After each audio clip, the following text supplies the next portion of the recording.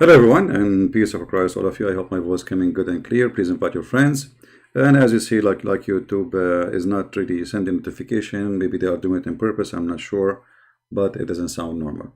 So please share the link. Invite your friends. We have a Muslim actually. He texted me many times, and he is so desperate. And he said to me he want to expose me. So I'm texting him now. So he will call. We will not waste time, you know. The guy is dying to expose me. So we will not really let him wait for long. Call us, please, Mr. Muslim. He called himself Muslim Prince.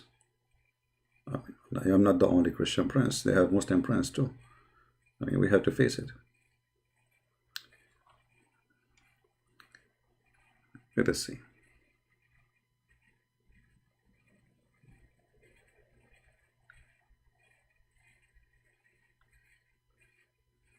We are texting him.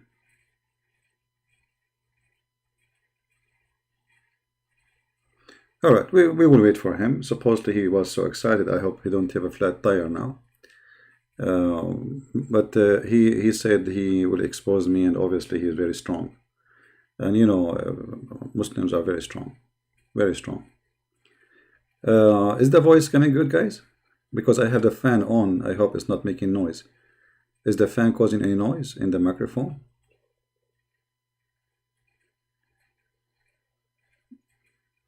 Let me know, please, if the microphone is fine.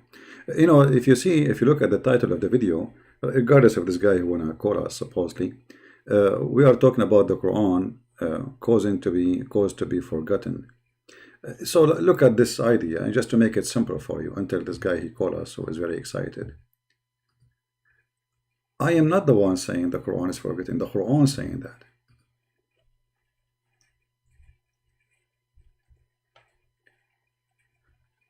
According to the Quran, Allah he do two things to his book. He abrogate and he cause people to forget it. Okay. But not necessarily what he abrogate, he cause you to forget it. He abrogate or cause people to forget. Now think about this wise God. He sent Quran to guide us, and then after he sent us the guidance, he caused us to forget the guidance.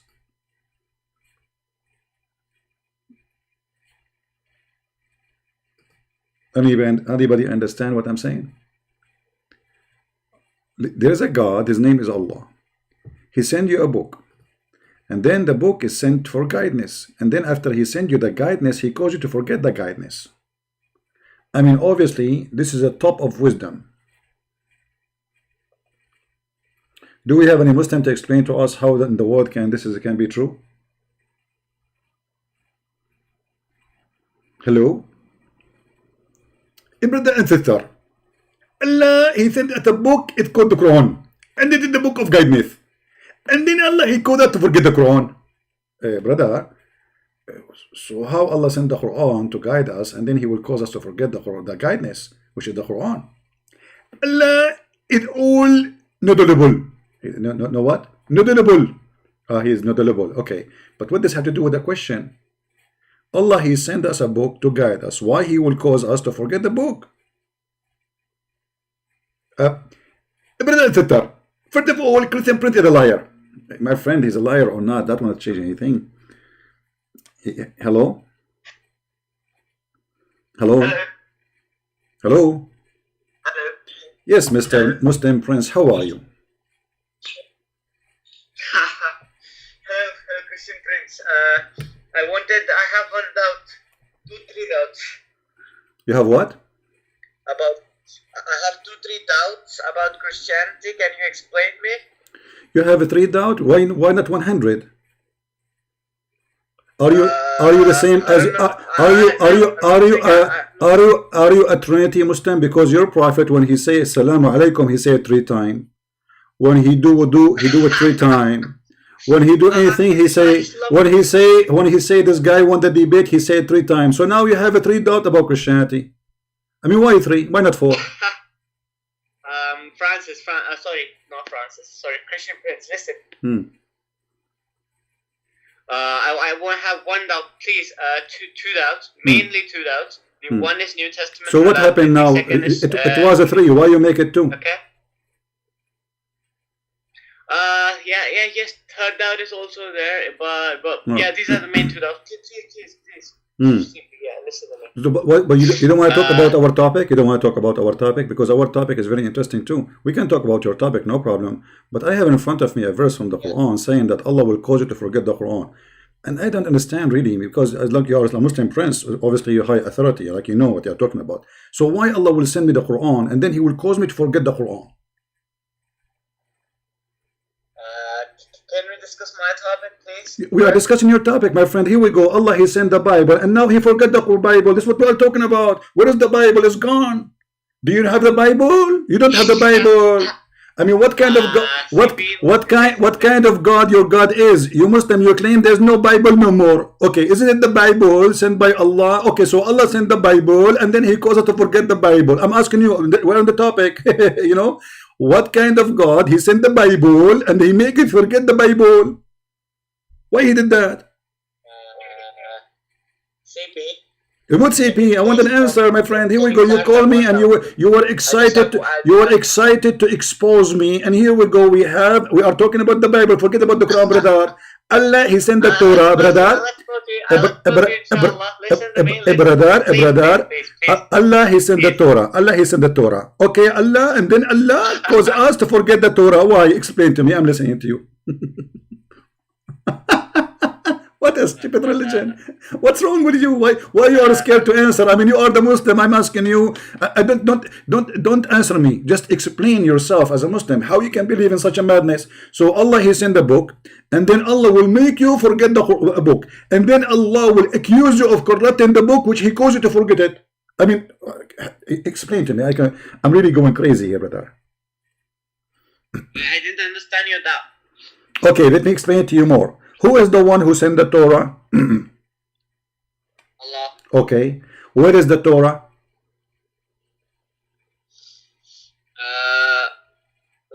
What do you mean? Okay. See, it did exist in an uncorrupted form. No. Where is that? No, my friend. Don't tell me it exists. Where it exists? Do you have it? No. Okay. So did Allah cause you Muslim to forget the Torah? Allah didn't cause us to forget it. So where it is? It was distorted. If. So Allah, okay, isn't it the Quran says nothing but happened by the will of Allah? Yes.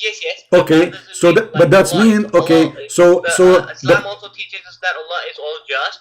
Since Okay. Allah is all just, like divine will and human will isn't like sync. Like I mean, you have both wills in sync. Like Allah doesn't force things to do, but everything that exists is like it is within the subset of God's will.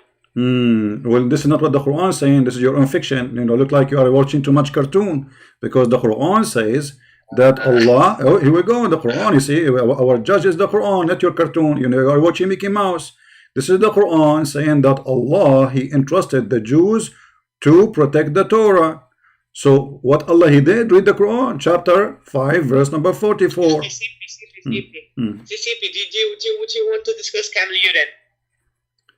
No, this is more, my friend, trust me, this Quran smell more than camel urine. This is stink. Don't change the topic.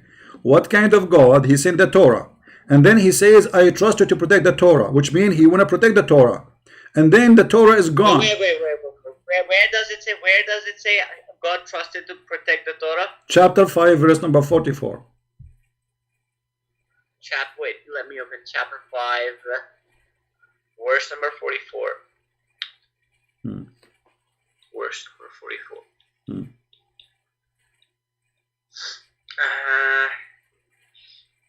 Okay, it doesn't say Allah will protect it.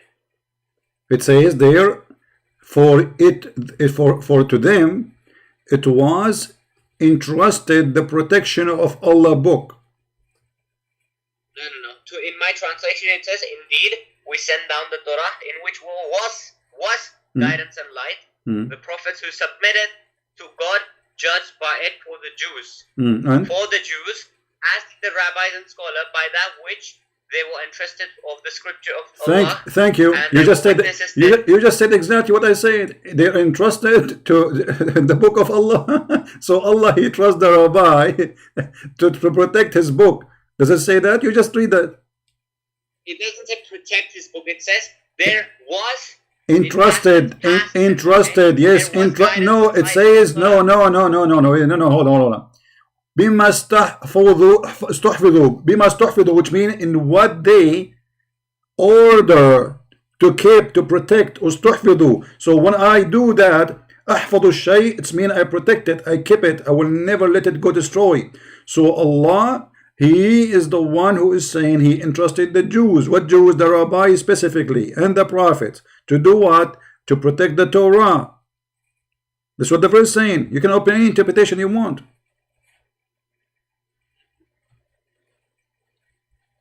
Just give me give me 20 seconds. No problem. I will give you 20 when years. When will you clarify my doubt? Huh? I have one doubt. I have some doubts. When do you think you can clarify them? What? I have some doubts about Christianity. My friend, you are a Muslim. What doubt about Christianity? I am. My name is Zakir Naik. Doubt. You are a Muslim, so you don't say I have some doubt about Christianity. Either you believe in Christianity or you are a Muslim. Are you a Muslim or a Christian? I have a question regarding Christianity. Are you a Muslim or a Christian? I'm a Muslim. Okay, so what you are saying, I have a doubt about Christianity. This is a very untruthful statement, because this is something. No, this is a statement somebody will say if he is a Christian. I have a doubt about my faith, but you don't say to somebody else you don't believe it anyway about I have doubt about it. This is silly from you to say. Speak as an adult, please. So don't change the topic now. What kind of God? He sent the Torah to the Jews, and he entrusted the Jews to protect the Torah, and then Allah, he confirmed that nobody can destroy his word and nobody can exchange his word. And then Allah is saying in the Quran, in different verse, that Allah will cause even Muslims to forget the Quran and to forget the Torah and to forget his words. Does it say that, or I'm lying? Just give me 1 minute. Surah 544. Just check, let me check something. Check something. Yeah. Okay. Give me 20 seconds. 544. We'll give you 20 years, no problem. Yeah.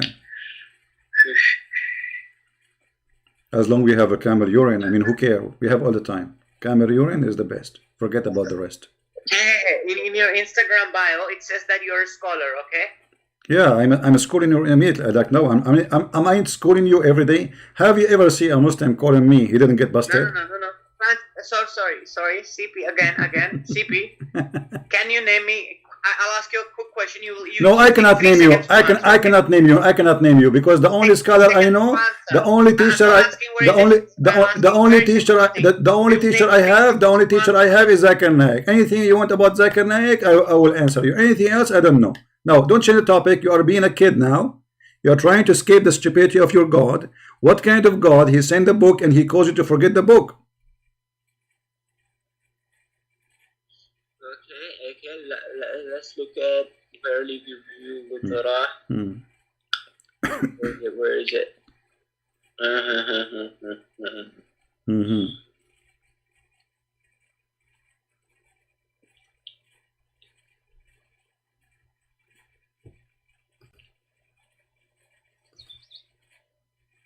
Okay, so what happened? Allah, he entrusted the Jews to protect the book. Was Allah wrong in his trust? Did he trust the wrong one? When I say to you, I trust you, what does that mean? Explain to me. What the word trust mean in your language, in your understanding, in your knowledge? In the case you do not feel people. I'm sorry. CP, you're not answering a single question that I've asked. You did not ask me any question, and you are changing the topic, and you are playing a kid like a kid. You know, in the morning, when you text me in the morning, you were so excited. I'm going to expose you. I'm going to get you busted. And now here we go. You are calling me. Suddenly you became a potato. My friend, why you don't want to say to us what kind of God? Are you ashamed? This God, he sent the book. He trusts the Jews. What did he do? Did he? Musa ibn Imran. Listen, hello. Yeah, verily we revealed to the Torah, the ayah says, like it means we revealed the Torah to Musa alayhi salam. Musa who? You said Musa. Hold on. Hold on. You said Musa. You said. No. You said something. I heard the word.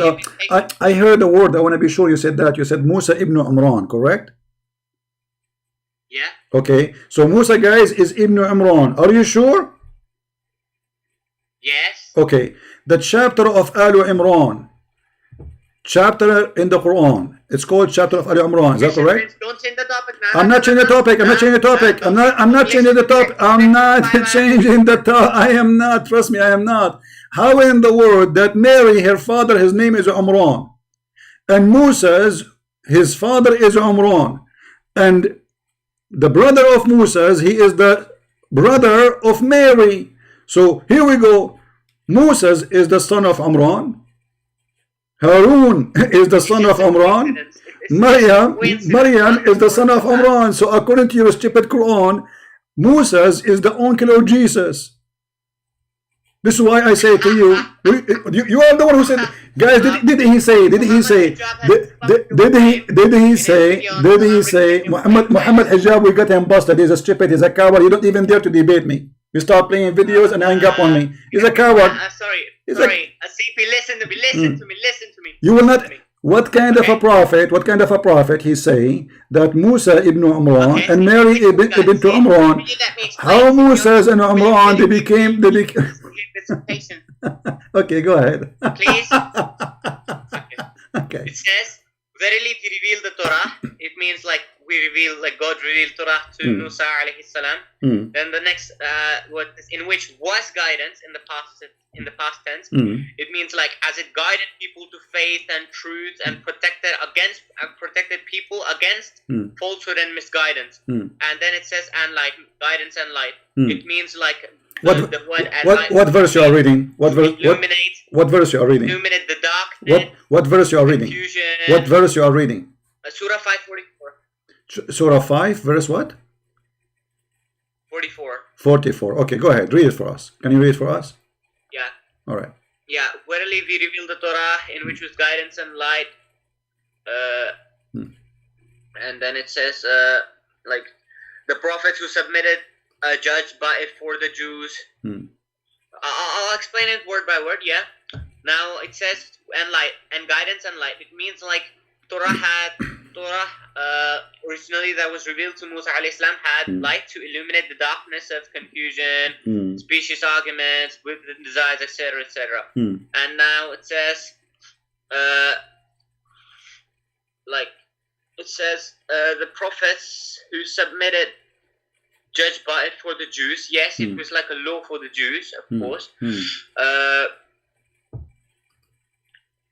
Like in cases of dispute, questions, and fiqhi rulings. In this case,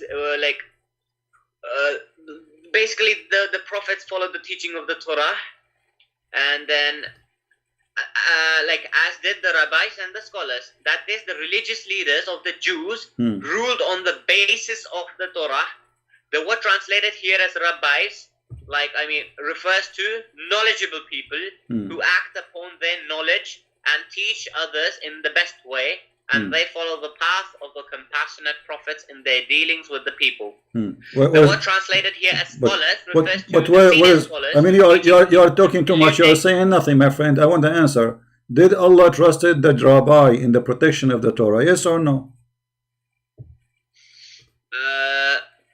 did Allah entrust the not in a sense that Torah will be preserved after handing it over to the rabbis. In that sense, no. Okay, guys, not in the sense that the rabbi will preserve it. So who is the one who should preserve it? You are the one who said that. Remember, not me, guys. Not in the sense. Hold on. You are the one who said. No, listen. Let me finish. You are the one who just said it is not the rabbi who they are entrusted to protect the Torah. So who is the one supposed to protect it? No. I didn't say they are not interested to protect the Torah. I said that the ayah doesn't mean that the rabbis are going to necessarily protect it in the future. That's what I said. Okay, so what does it mean? When you say entrusted, that's mean he trusted them, correct? Okay, it means that the religious leaders of the Jews, like the knowledgeable people, they acted according to the Torah. They follow the path. Focus on the trusting, my friend. Stop playing games. Focus on the trust. Allah, did he trust the Jews to protect the Torah? Did he or did not? No. Okay, who is the one in charge of protecting the Torah then? Okay, it doesn't say, and in my translation it doesn't say. Don't tell me, I don't care. I'm asking you, who is the one supposedly will protect the Torah? If not the Jews are supposed to protect it according to your understanding. I'm going with you, no problem. Who is the one should protect the book of Allah? According to my understanding, Torah was supposed to be corrupted. It was going to happen. So why is supposed? Is that Allah's decision? He wanted to be corrupted? What do you mean supposed to be corrupted? Oh, okay, I'll tell you. What I mean by it was supposed to be corrected is that it is the qadr of Allah. That doesn't mean Allah forced it to happen, but it means that it was within Allah's will. Alright, guys, Allah, He made a fate for the Quran, the destiny, correct? The destiny of the Torah to be corrupted, correct? The what? The destiny, you just said qadar means the destiny.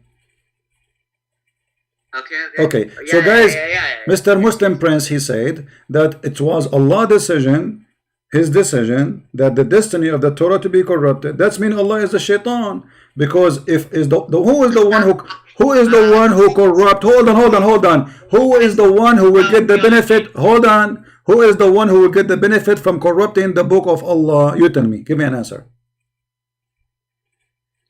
Get benefit from corrupting the book of Allah. Who? Firstly, before I answer this, don't tell me first and secondly. No. The answer is simple. Who is the one? Let us say that let's assume that Allah is God. We assume for the sake of argument. Who is the one who will get the benefit of corrupting the book of God? Who is the one get the benefit? I will name for you three people. Hold on. I will name for you three people: Muhammad, Jibreel, or Shaitan. Which one you choose? None. So Shaitan will not get the benefit of corrupting the book of Allah? Shaitan will just mislead people. I will not. Okay, but isn't it corrupting the book of Allah is the biggest misleading ever? I mean, this is how smart you are. You just say Shaitan, he want to mislead you, but corrupting a book is going to mislead people. Don't you agree? Hey, Francis, CP. He can call me Francis. Somebody told him my name is Francis. Listen. No. Who is the one will get? This is the book of Allah. This is not. This is not. We are not. No. You see, that's stupid of. That is a stupid of you. That is a stupid of you to say, because God created the people. He did not make them Hindu. We don't believe in this in Christianity. We don't believe in faith like you. But you are the one who just said to me, this is your belief, not our belief. It's you, according to you. Allah, He made the Hindus. Allah, He made the Christians. Allah, He made the Jews. This is. Made doesn't mean like He forced them. No, He forced them. Okay. Are you saying? Okay, Muslim Prince. Are you saying your prophet is a liar? No. Okay. What kind of work will make a man? When Adam he commit a sin, did he commit a sin because of his choice or because Allah forced him? It was because of Allah's choice and Adam's choice in sync. What do you mean? It was both their wills. It was Adam's free will and God's free will. Like, sorry, not God's free will, but Well, God's will as well. obviously, okay, thank you. Obviously, that's mean your prophet is a liar. Because here we go, your prophet in Sahih al-Bukhari, hold on. In Sahih al-Bukhari, and put it in the screen, you can watch it. It says that Musa, he accused Adam that because of you, we are out of heaven. Okay, Musa's accusing Adam. So Adam, he said to him, are you blaming me for an action which I must commit?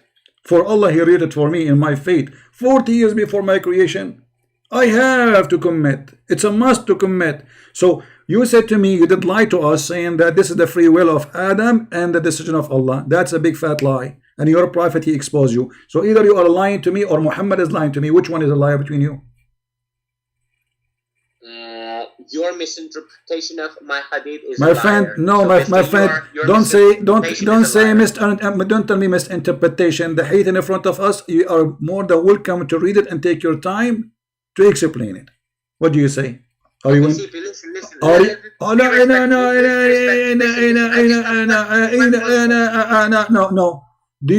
Are you willing to explain it to us? And then everybody will see that you are fabricating answers have nothing to do with what happened. Are you willing to read it, or you are not willing to read it? CP, listen. I think we have spent enough time discussing your doubt. No. We are not. We did not get the answer yet. No, my friend, we have to get the answer. We get no answer yet. Don't force me to hang up on you. You promised me you would expose me. Either you get me busted right now, or you have nothing to say. You just said a big fat lie. You just exposed. You just insulted your prophet that he's a big fat liar because your prophet saying that Adam must commit sin. It's a fate. I think everybody here has heard us that I have explicitly said that it was your misinterpretation that. Okay, then you have. Okay, no problem, guys. It is my misinterpretation. So why you want to read what your prophet said, and then we will see if it's my misinterpretation. Okay, I'll answer you. Listen, according to Islam, we have free will that is explicit, and according to Islam, there are texts like not even a leaf falls except by Allah's permission. So to reconcile both texts, what we say. Okay, can you show me? Can you show me one statement of your prophet about a free will? Yeah, sure. Just give me 10 seconds here. Okay. Sure. I'll show you either from the Quran or the Sunnah. I can't say that my prophet will say, but yes, inshallah, from Quran or Sunnah. Okay, so why? Okay, I have it in front of you, my friend. It says clearly that Adam, he commits sin, for it was a decree from Allah. Are you accusing your prophet to be a liar? Does it say it's a decree from Allah? Does it say that he must commit? Does it say he have no choice but to do? Does it say that are you blaming me? Are you blaming me for what is written for me before I was created? For a sin I have to commit. It's in front of you, man. Stop being stubborn. Can't you be honest? Can't you be honest? Free will. The debate is what? Do you blame me or you don't blame me? You're a prophet. He took the side of Adam that we cannot blame Adam for the sin he commit. It's very clear. Even your prophet said so. Adam confuted Adam. Musa. Do you have any plans of debating Farid? He's the coward. He don't dare to call me. Give me his Skype. I will call him right now. He's a potato. He said that he will book your flight ticket. But this is additional proof that he's a coward, because everybody knows I will not go anywhere. I do not need to go anywhere. It take a call in Skype, and everybody either will laugh at him or at me. This is an excuse because he knew that I don't go anywhere. So it's like saying to Allah, I challenge you, Allah, come to me. But everybody knows Allah will not come. So it's a challenge. It's a challenge of a coward. Your Fifi, he knew I'm not going to do that. I don't do that to anyone. Like, did you see me ever going to debate anyone in the stage before? Is it like something about Farid only because he's something like a superstar? He's a stupid idiot kid. So he is a coward. Hijab himself to accept my call in Skype. He did not make a talk. He hung up on me 8 times. I did not even talk 30 seconds. They are a bunch of cowards. So they make excuses. How come they are willing to take a Skype call from everybody? Did this guy debate the apostate prophet in Skype? Yes, he did. How come he can't do it with me? Because he's a potato. He is terrified. Like you are doing poop on your panty now. And look, here we go, the hate in front of you. You change to Fifi. What Fifi can let Fifi help you?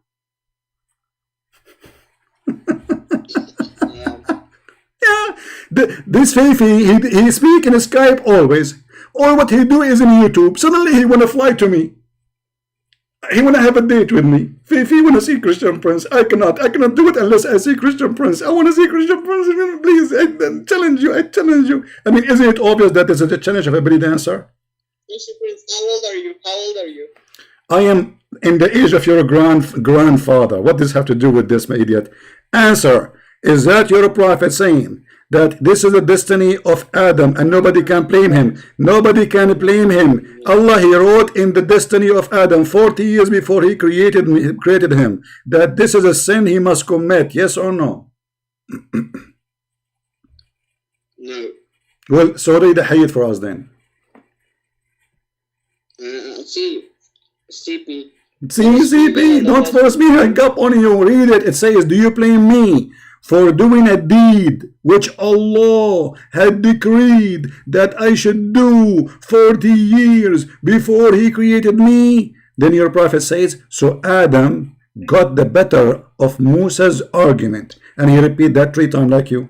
So Muhammad, he agreed with Adam that we cannot blame Adam for the sin he commit, for this is the decree from Allah 40 years before he created him.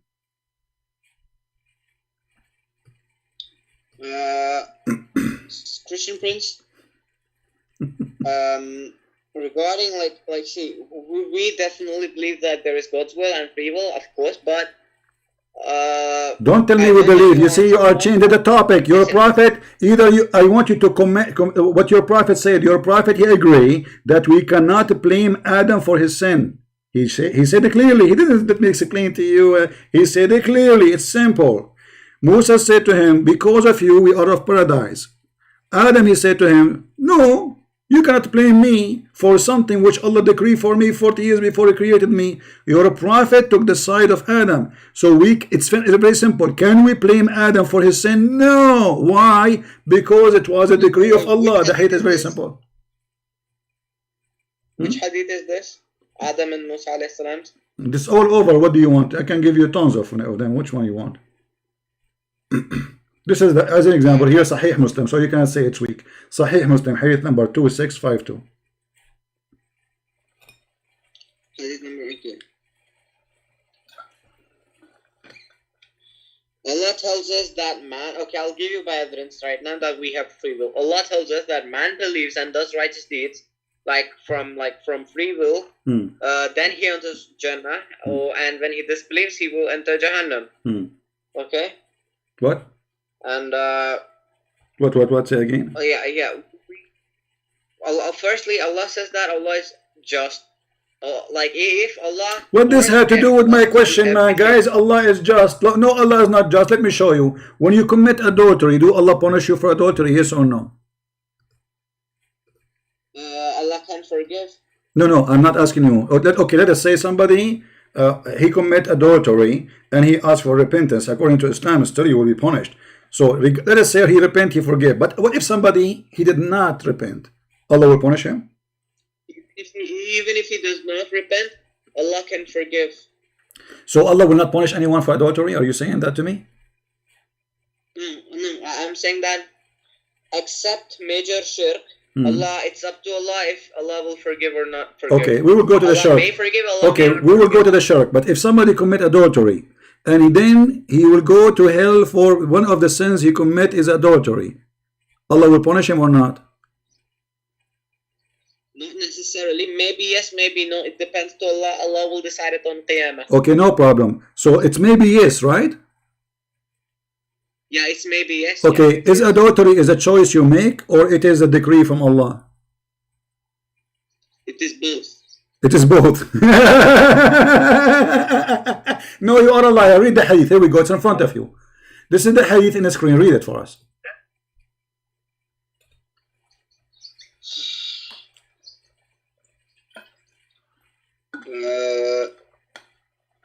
Just give me 1 minute. Yeah. In in Surah. Read the hadith. I have it for you in the screen. Don't tell me Surah Bura. Surah Bura. Listen. The hadith in front of you. Let me read for you. The Prophet said, not me, verily Allah has fixed the very portion of adultery, which the man... Fine. Yeah. Listen. Regarding free will, listen now. Surah 9. No, read the hadith. Read the hadith. You can read the surah for me after. No problem. Read the hadith. We don't change the topic. We're talking about adultery now. You said that both of them. That's very, very funny. That's mean you call Allah, say, Allah, hey, I'm going to do adultery. Do you like me to do it? Allah, he says yes. So Allah is a partner in the bed with you. Which hadith? It's in front of you. It's on the screen. Hey, Sahih Muslim 2657b. 2657b. Okay. Yeah, and later we'll talk about coronavirus. Or I mean coronavirus, which is the same. 2657b. Okay. Book of Destiny. Read it. 2657b. 2657b. Yeah. Sahih Muslim.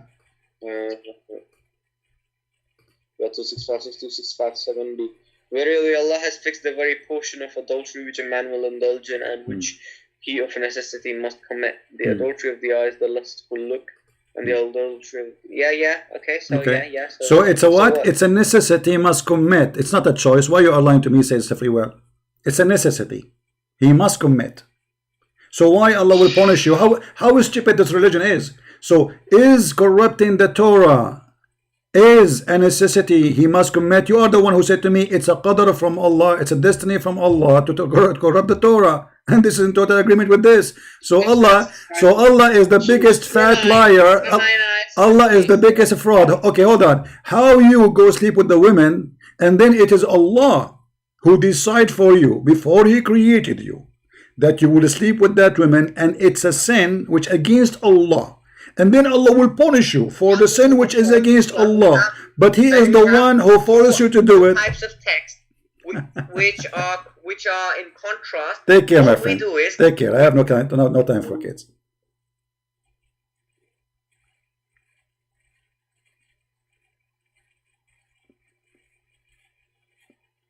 I have no time for kids. I'm not going to waste my time. It's in front of you. Stop playing games. I'm shame on you. It says he must commit. What a bunch of kids. A necessity. Not he only will commit, it's a necessity to commit. Do you see it? Which of necessity must commit. I cannot find one mature Muslim I can speak to. They are a bunch of kids, all of them. It's impossible. It's like it's a mission impossible. Why you are calling me back? Why you are calling me back? CP, will you avoid it? Listen. I'm not going to debate people who they are proven to be liars. You are lying. The hadith in front of you. It says it's a necessity. You must commit. Either you are saying this is what it says. Be honest, or leave. Okay, CP, I agree. It says it's a necessity. Okay, so how Allah will punish you? Okay, that's wonderful. And Surah 9, Ayah 70 are in a contrast. So whenever there are two texts which are in contrast, what you do is you try to reconcile them and form one doctrine. So you have one ayah that explicitly says, Surah 9, Ayah 70 explicitly says about free will. And the hadith Surah what surah? Surah 9 says. Surah, hold on. And say then hold on. That there is both free will and divine will. Hold on. Surah 9:70 you said? 70? Yes, Surah 9 ayah 70. 9, okay, so chapter 9 verse number 70, correct? Yeah. Okay, read it for us. Has not the story reached them of those before them, the people of Nuh, Ad and Thamud, the people of Ibrahim, the dwellers of Madian, and the cities overthrown? To them came their messengers with clear proofs, so it was not Allah who wronged them, but they used to wrong themselves. Okay, so you agree with this verse? Themselves. Do you agree with this verse? Yes. Okay, You see, this is the proof that the Quran is a false book. Because according to your God, your fate is written for you about your bad deed and good deed when He created you. So those people, they did what Allah, He made them do. This is not they are wrong in themselves. And here you see the stupidity of the author of the Quran. Because Allah, He said that there is no sin you will do. Hold on. Hold on. Hold on.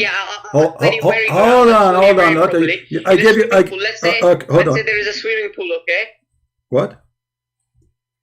Let's say there is a swimming pool and a person is about to jump. He's standing on the dive board, okay? And he's about to jump. And I go, like that person's name is CP, and I am behind him, and he's about to jump, and I push him, and my push and his jump is exactly at the same time. So, will you say that he jumped by himself, or would you say that I pushed him? Well, which one is it? But you see, it's both, right? But you see, you have no place in the Quran it says that both happen at the same time. You are fabricating your own story.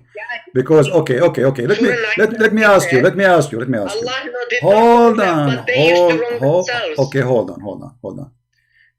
Who is the one who make people kuffar?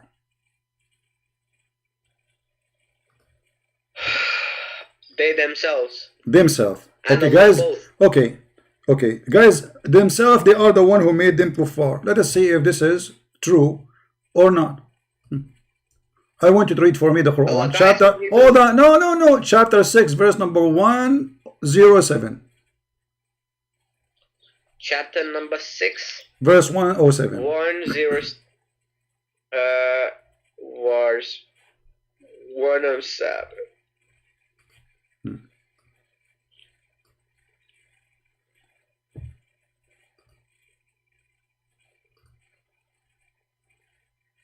But if Allah had willed, they would not have associated. And we have not appointed you over them as a guardian. Are you nor are you so a manager. This talks about like that you cannot make anybody believe or disbelieve. Okay, hold on. You just have to it's the basic message of this ayah is that in da'wah, you just have to go. No. Had Allah will, they would not have taken this is not only about being sin, this is the biggest sin. It is Allah will that those people they will worship beside him. Okay, let me show you how ignorant you are in your religion. Is it in the Quran, in the chapter of the Takwir, it says you cannot will something if Allah don't will it, which means it's the will of Allah, it's not your will. There we go. In the chapter of the Takwir, let me open it. Let me open it. Listen to me very briefly. Listen. Hold on, my friend. Just take it easy. Take it easy. Yeah, as easy. Okay. Let me open the verse for you. Give me a second.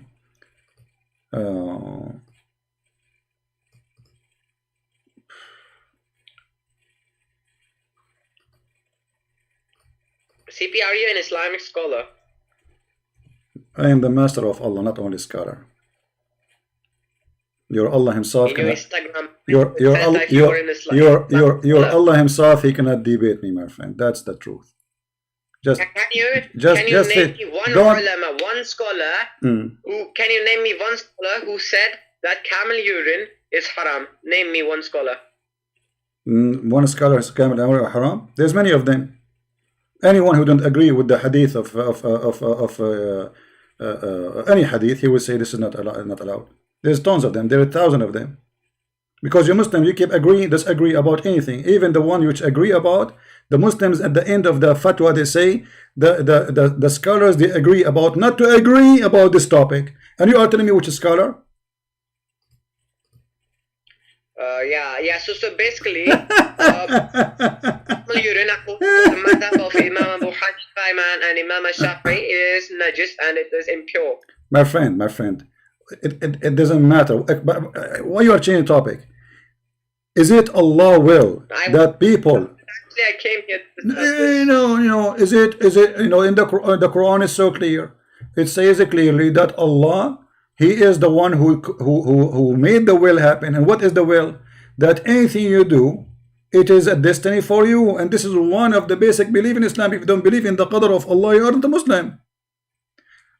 Let me make it simple for you. If a baby is born, he's a Muslim. Hold on. Just make it simple. Just the final hit in your nose.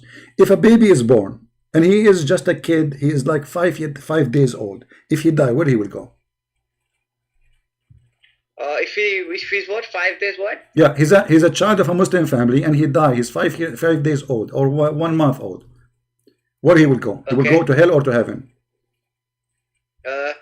On Qiyamah, there will be Allah will ask the mentally insane people, like in this life, who died as children who were mentally insane, those children, those people. Allah will ask him. Allah will ask him in the judge. Allah will ask the infant in the judgment day. Ask him for what? The guy, he did not do anything.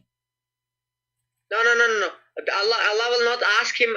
He will not be judged for his salvation in this life.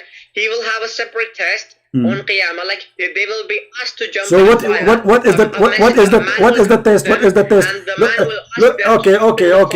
Okay. Hold on. So guys, you Muslim, that's mean you are believing that after the day of judgment there is a life you live, and then after that life Allah will judge you by that life, not by the life previously before you die. That is stupid.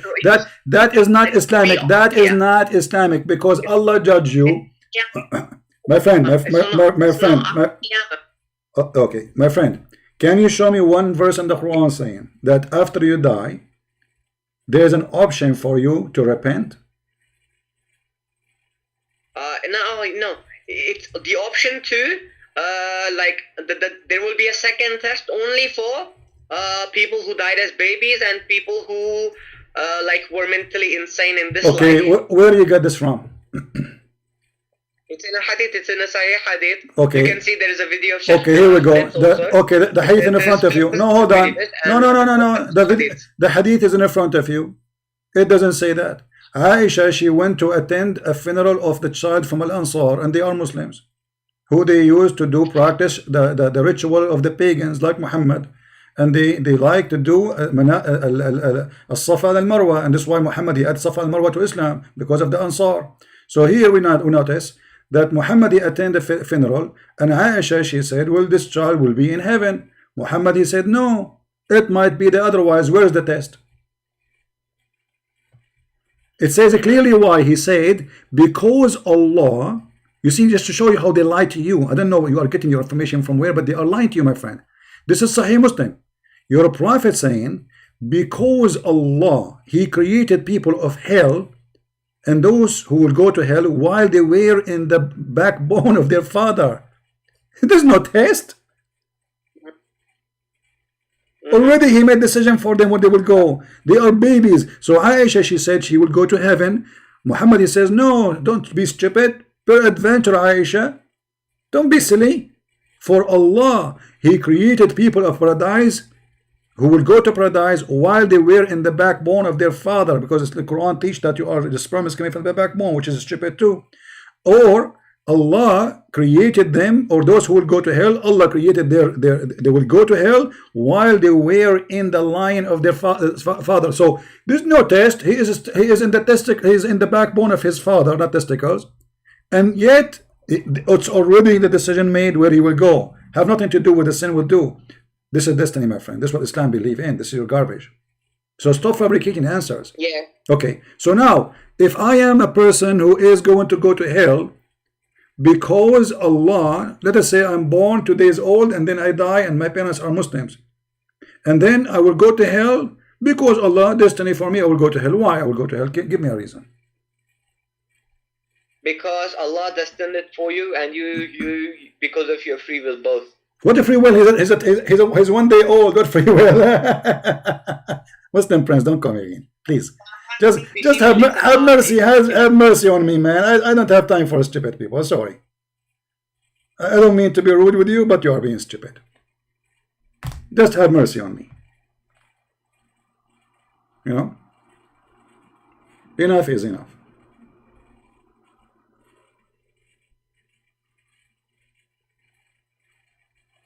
I mean, can you believe stupidity, how far it can go? And if you are trying to call me, if you're not a Muslim, don't call me. I will hang up on you. Only Muslims can call me. If you are a Muslim, you can call me. If you are a Christian and you call me right now, not only I will hang up on you, I will block you. Only Muslims can call me. And we are here to prove that Islam is stupid. And this is why you see stupid answer from Muslims. Hello? Hey, CP, Ultimate Daddy, Ultimate. Oh, so here we go. We have the idiot Ultimate Fort. How are you, Ultimate Fort? So where we stopped last time? Where we stopped last time? Do you remember? Do you remember? Oh, hold on. Let me turn the YouTube down. Hold on. Do you remember when last time we hang up on you and why we hang up on you?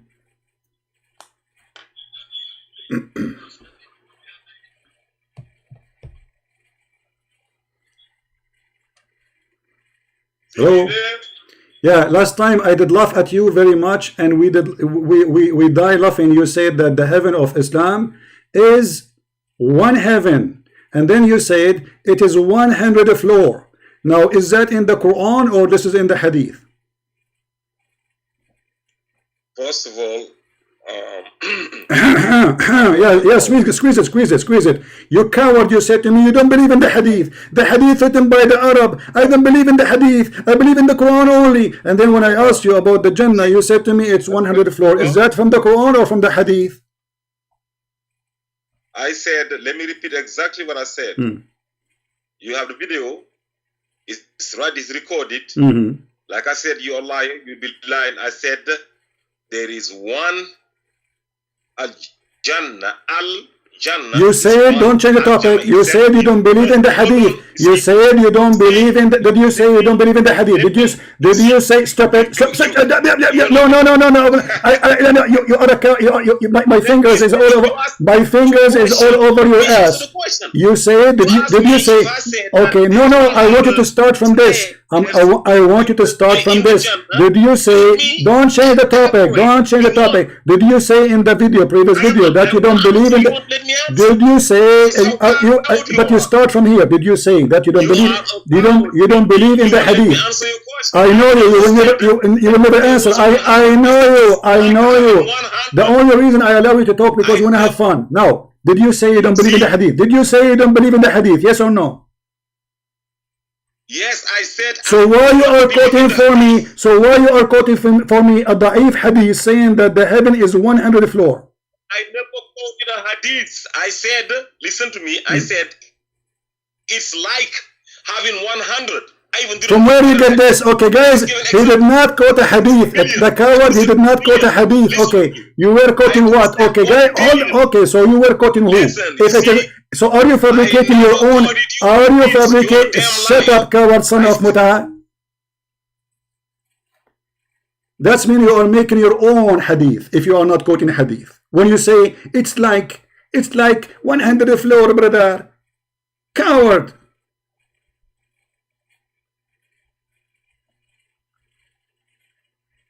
When you say it is one, you didn't say it's like 100 floor. You said it's 100 floor, and the video is there, still there. I did not take it down. And you are quoting your prophet hadith, you donkey. Because if you are making it up, if you are saying it is 100 floor, that means you are a prophet and you know what nobody knows. This is heaven.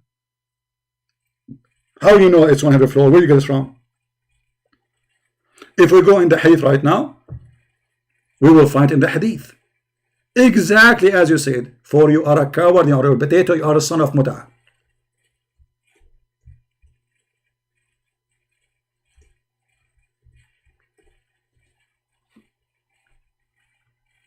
They fabricate answers. This is a hadith, you see it? And it is da'if. So when you say to me, it's 100 floor, either you are making things up and you claim to be a prophet, because you have to tell me where you get this from, and you will not answer for sure. You said, you did not even say 99 floor, you did not say 60 floor, you did not say 7 floor, you said 100 floor, exactly as it is in the hadith. So the coward, when we mentioned to him a hadith, getting him busted, he said, I don't believe in the hadith. Hadith written by the Arab, the stupid, the Arab, liar, garbage, they are garbage. Well, your prophet is Arab. And if the Arab are garbage, your prophet is the first of the Arab to be garbage. In fact, you are more garbage than your prophet.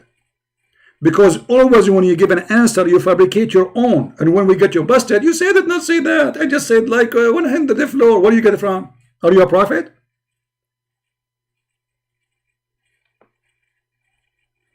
Coward. And when we say to him, okay, this verse is according to interpretation, my understanding. So we have tafsir. It's called today tafsir of ultimate fault. Ultimate fault. He became a religion by himself. He's a prophet. He knew that heaven is 100 floor without knowing from Muhammad. Allah told him. He received a phone call from Allah. Allah told him, ultimate fault from Nigeria. My heaven have 100 floor.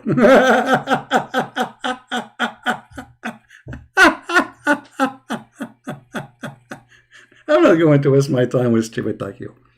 He shout, he scream, he repeat himself, he say nothing, but already we have 100 of you recorded and you got busted. You agree with Rashad Khalifa, the one the Muslims killed him for corrupting the Quran. You agree that the Injil is a word, this is your agreement, not my agreement, is an Aramaic, which everybody is laughing before. This is a Greek word. And you just agreed by saying that the Injil is Aramaic. That means Jesus is Aramaic, because the Quran saying we never send a messenger unless he speak the tongue of his people. We have you recorded all over, and everybody is laughing at you. And the only reason I let you speak to me, because I like your fart. You fart too much at your prophet.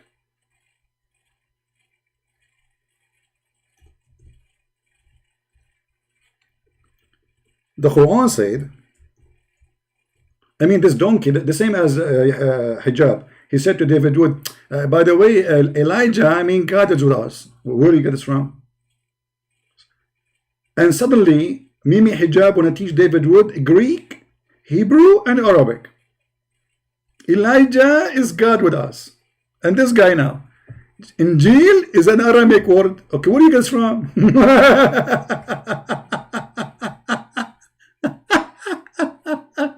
Don't ask him. Don't ask Ultimate Fart where he got his answer from. He have answer, but where from is coming from? Don't ask him. I do not need to tell you. He's a genius by himself. He's a prophet. Where he got it? The heaven is 100 floor. Don't ask me. I know. Allah told me. We send not a messenger except with the language of his people. This is the translation. If you don't like this translation, we can open different one. In order he make it clear. But the word Injil is a Greek.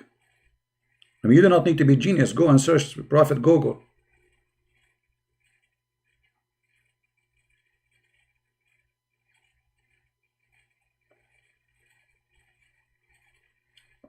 My problem with Muslims, I cannot find one mature Muslim. All of them, they are a bunch of kids. And they are desperate trying to say, I can answer you by what? By fabricating my own answers.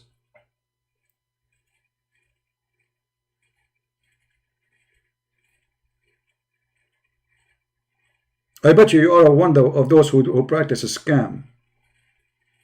And you are trying to scam us, but it doesn't work with me. I give him the mic for 10 minutes, 15 minutes, and then he's saying nothing. His answer is his answer. It's not Islamic answer. Nothing this guy he say is in agreement with Islam. And when we say to him, do you see what your prophet said? He don't agree with it. I don't believe in the hadith. The hadith is and the scholars of Islam, they say clearly that the one who don't believe in the hadith is not a believer. He's not a Muslim. He's a kafir. Let me show you the fatwa.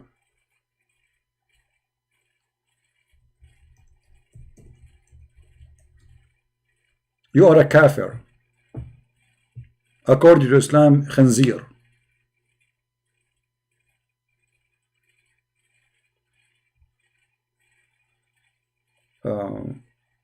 Let us see.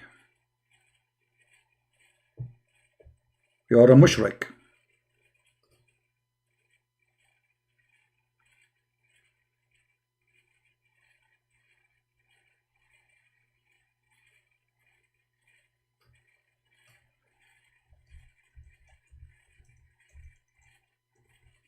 I showed the fatwa last time, but I'm trying to find it now,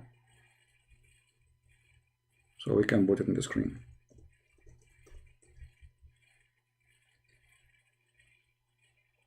Here we go. And the fatwa is in English, so we do not need to translate. This is the Muslim website stating clearly who is the one who reject the hadith. Islamic question and answer. Those are from Saudi Arabia, Sheikh Muhammad Salih Al-Munjid, one of the biggest mullahs, potato follower of Muhammad in Saudi Arabia, very famous. Does the one who reject the Sahih hadith become a disbeliever? This is the question. Question number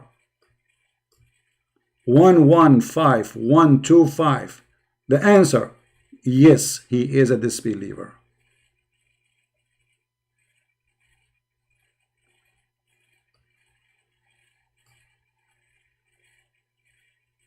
The one who refuses the hadith of the Prophet, he is a disbeliever.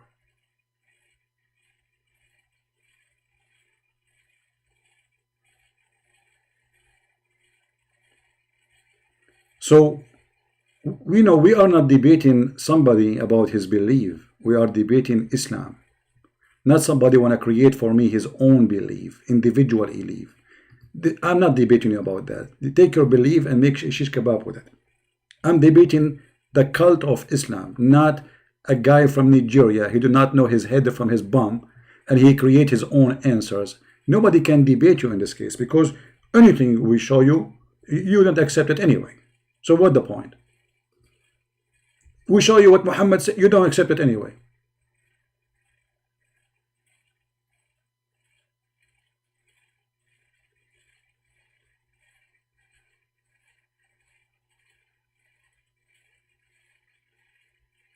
And as you see, the one who refuses is a disbeliever.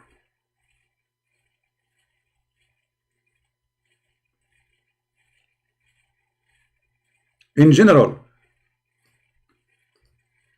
Sharia and the evidence of general terms, or reject hadith or the Prophet, knowing that it is word of the Prophet, is a disbeliever. How they knew it's a disbeliever? Because it's sahih, it says sahih, that's it.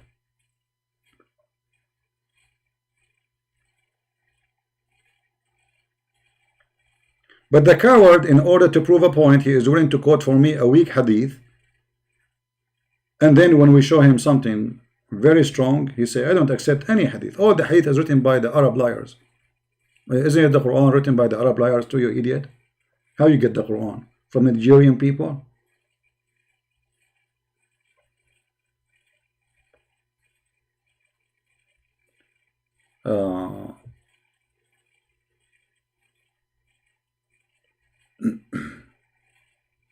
Do we have any Muslim want to say anything?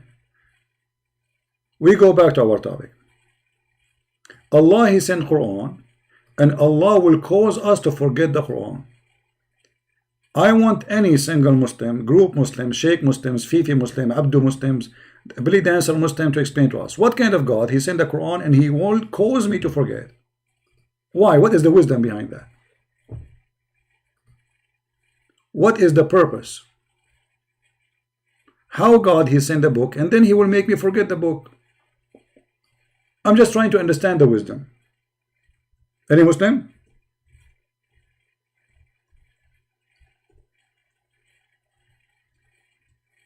I will send you a song, and this is song to sing for Allah, and this song have wisdom about Allah, and this song have a guidance for Allah, and then you recite the song and memorize the song, and then I will cause you to forget the song. Why?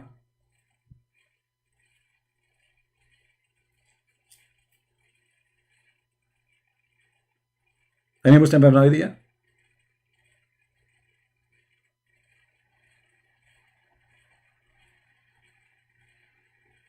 No, we have enough recording from this ultimate fart. We have like 100 recording. People, they can die laughing. You can make a movie from his videos.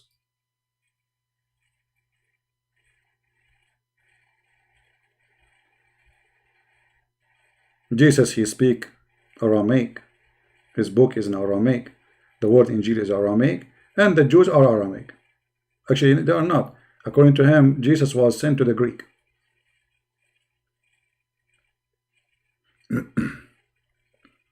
And the second you show him the second you say to him, okay, can you name for me one Muslim agree with you? He says, I do not need any Muslim. This is my answer. Okay, wait a minute, just go. Potato.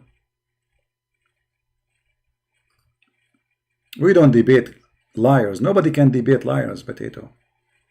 As long this is your opinion and you play games, you don't agree with the hadith, you don't agree with your prophet, and then you quote for me from your weak hadith just to prove a point. Look how coward you are. After all this post you are posting, did you say to me, where do you get this is 100 floor from? I want you to explain to your followers, if you have any chicken following you ever, where do you get the idea they are 100? Allah told you. And then your prophet, when he went to the heaven, he said it clearly that he went to the first heaven, the second heaven, the third heaven, the fifth heaven.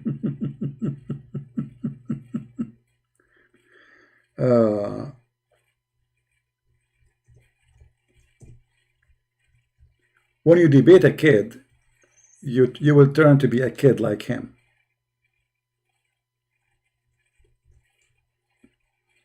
Do we have any Muslim who have knowledge to call us?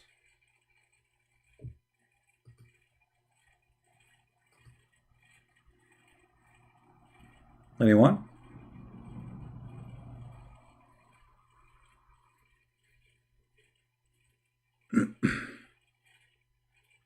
Actually, even the Quran says clearly that this is heavens, not one heaven. I mean, this guy, he is not only certified donkey. وَلَهُمْ جَنَّاتٍ, many heavens. This is Quran. He will say it's weak. Jannah is one. Jannat is many.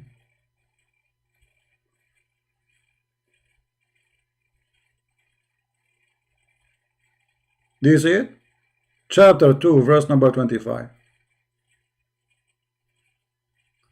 And the translation is, for the word Jannah here is coming as gardens, but the word Jannah is heaven, paradise.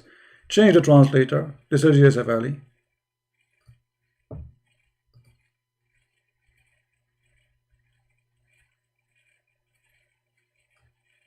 What the word here?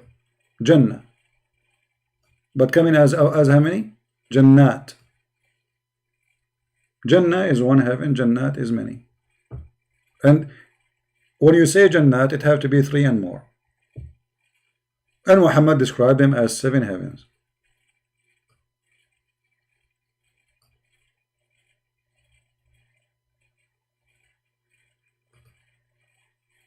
And where is Allah located? In the 7th heaven, the 7th paradise.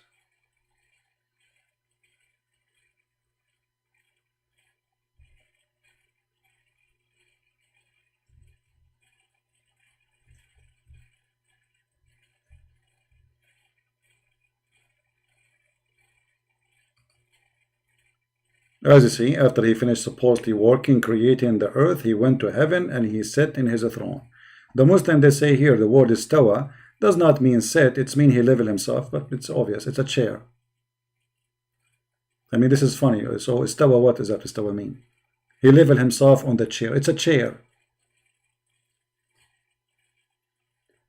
The word here coming in Arabic is arsh. Arsh means throne, but in different chapter, there's a chapter actually, it's called the chapter of the chair. The whole chapter is called the chair. Kursi, which is not an Arabic word.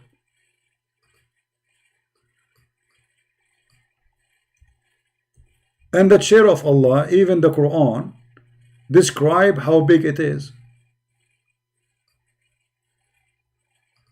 Which is a proven to us that Muhammad is a fraud. Why? Because the Quran is saying that the chair of Allah is the same size of the earth and the heaven.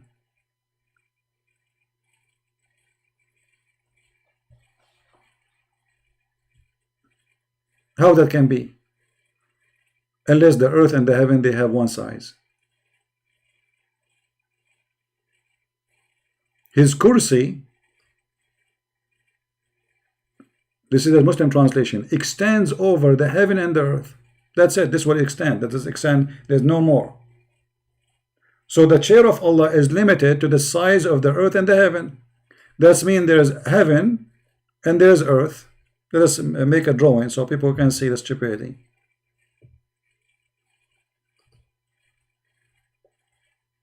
This is the earth.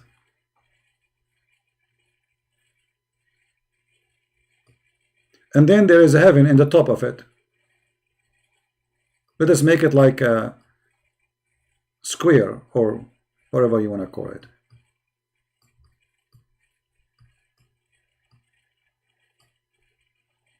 And Allah chair is here.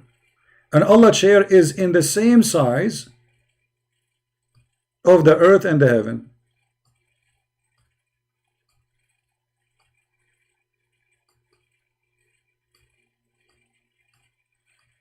And Allah is sitting here watching TV. Does it say chair? Yes, it says chair.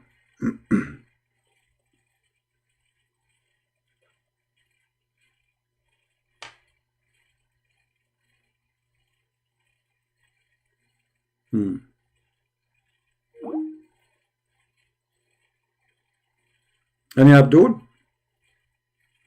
And look at those cowards that they call me. They say Christian Prince is finished. Absolutely finished. I am the one who make you forget the Quran. I am the one who made you do breastfeeding for adult. I am the one who made you believe that the Prophet water of his panty is holy. I am the one who make you fight over the poo-poo of the camel of Aisha. Christian Prince is finished. You have no answer. Somebody saying that Fifi did not debate apostate prophet in Skype. Okay, I don't know, because I saw them once. They have an image of him. They have the picture of his apostate prophet, like in four corners. There's four corners, so there's Fifi and there's a Muslim guy and there's other guy, and then they have a picture of. So this may be Photoshop. Coward, liars. So they make Photoshop, they put it in the front of the screen to fool people, saying that this guy was debating us.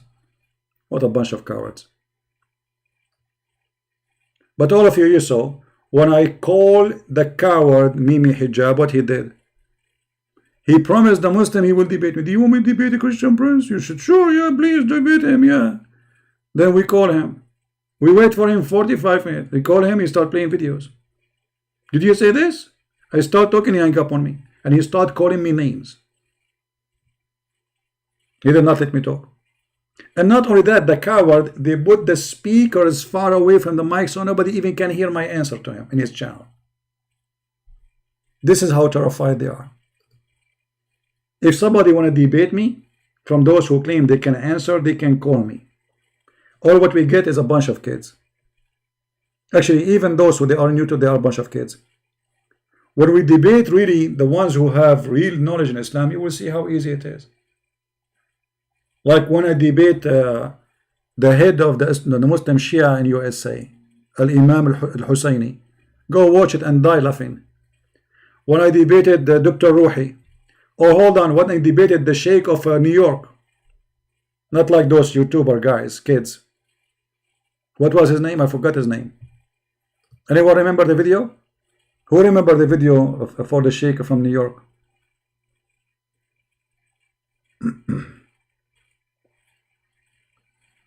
Well, they have no intention to have fair debate. On why you expect a Muslim to have a fair debate? They will never be fair with you. This Islam cannot be fair. Muslim is not allowed to be fair with non-Muslims anyway.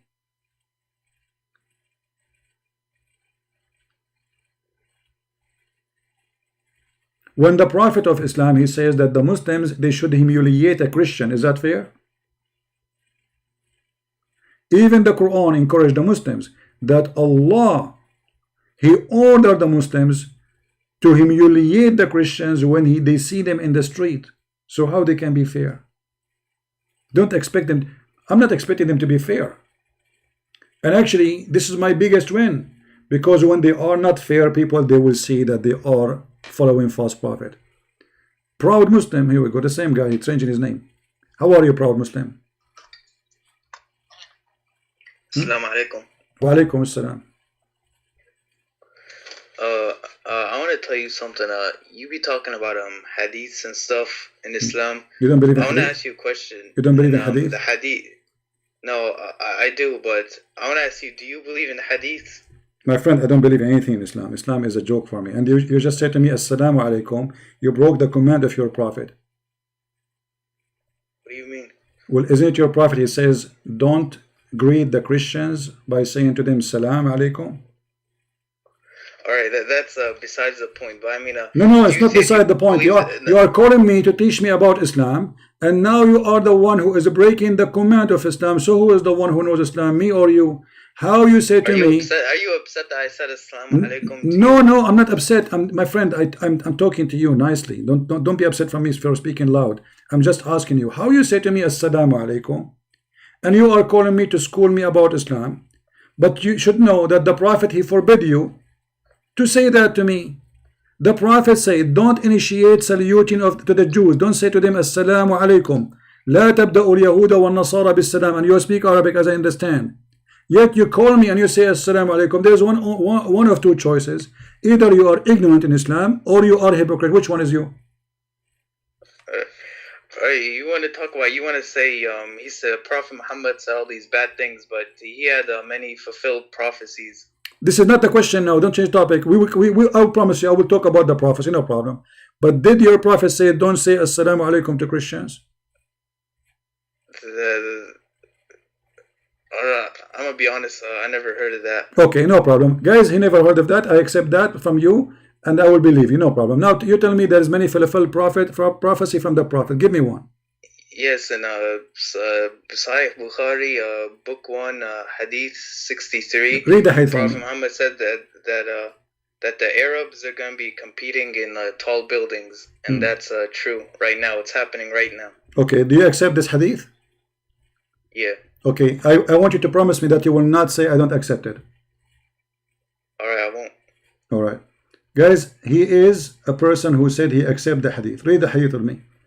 Because your prophet, he said that many things will happen, and one of them which is going to happen almost at the end, that they will have high building. So look what happened. The judgment day will not happen till bigger groups fight each other, and whereupon there will be a great number of casualty and in both sides, and they will be following the same religion doctrine. So what? There's two bigger group. They will have a big war, and both of them, they are following one religion. Okay, then the 30 Dajjal will appear. The 30, not the first one, the 30. And then each of them will claim that he is the messenger of Allah. And then tell the religious knowledge taken away from the people, which means there's no religious scholars. Number 4, the earthquake will increase in number. Number 5, time will pass so quickly, which means that they will become short. It's not 24 hours no more. And number 6, affliction will appear. Number 7, al-harj, which means people killing each other and will increase. And then number 8, till wealth will be abundance, which means if you see money in the street, nobody will collect it. And then nobody will pay zakat. And then people will compete in each other in construction of high building. So look how many things have to happen before the Arab they start building high building. So your prophet is a false prophet because none of those things happen. But how do you know it's like they were supposed to be like one after the other? They could don't, my friend, can't you read? Can't you read? I have it on the screen in front of you. It says number 1, number 2, number 3, number 4. Those things have to happen. He is mentioning in order. The hour will not come. You don't start from the end going to the first. You start from things to happen from now and then until you arrive to the time of the judgment day. So the prophecy you gave me proving Muhammad to be a false prophet. And by the way, the Arab, they have high building even in the time of Muhammad, because the Yemen, they have those high buildings since before Muhammad. So what we will do now? What we will do now, your prophet is you are the one who gave me a hadith to prove that Muhammad is a fraud. And you know, there's another hadith where Muhammad says, my friend, what's your name, if you don't mind? What's your name? Abdul. Abdul, Mr. Abdul. You are the one who chose this hadith for me to prove to me that Muhammad is a prophet. The conclusion, do you agree with me that this hadith proving that Muhammad is false, because the Arab will have high building after 30 Dajjal came, after the no money when you need money. Do you need money? Do you need money now? I mean, do you work? Everybody needs money. People getting poor. Bangladesh is the biggest Islamic country in the world. People are dying from hunger, my friend. Somalia. So your prophet saying, when those things happen, then the Arab, they will have high building. Nobody will collect money. People see money in the street. Nobody will take it. So if this is what your prophet said, and this is the proof to you that Muhammad is a prophet, that means Muhammad is a fraud, Mr. Abdul. Well, I don't know, but all right. There's another prophecy where he said, okay, Muhammad says, we will go. Okay, hold on. So, guys, there's another prophecy. So this prophecy was false. Do you agree with me? I don't know how to respond to that. What do you mean? You have to respond. You are the one who chose it. We cannot jump to different one. I mean, we cannot do that, my friend. We are making hummus here. So you have to tell me the proof is in front of you. Muhammad is a fraud. Either you agree that this is a false prophecy from a false prophet, or you answer me. The proof in front of you, it was your choice, not my choice. I'm not the one who called you and say I'm going to show you this hadith. It's you who chose it. The hadith is so clear. Muhammad is a fraud. I don't know. What do you mean you don't know? How come you know? How come you know that this hadith proved Muhammad is a prophet, and now suddenly you do not know? Well, no, I heard it a lot on Dawah channels. Dawah channel. So you have a bunch of chickens laying their own phony eggs. It's a plastic eggs in YouTube, and you take the phony eggs, you think there's a baby inside, but there's no chicken inside. So what we will do now? Dawah channel? They are not Dawah. They are deceiving channel, obviously, because they lie to you. Here we go. This hadith alone is enough to prove Muhammad is a fraud.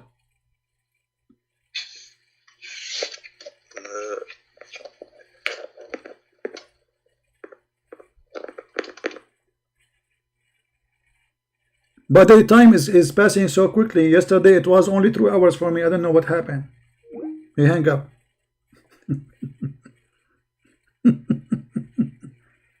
Dawah channel.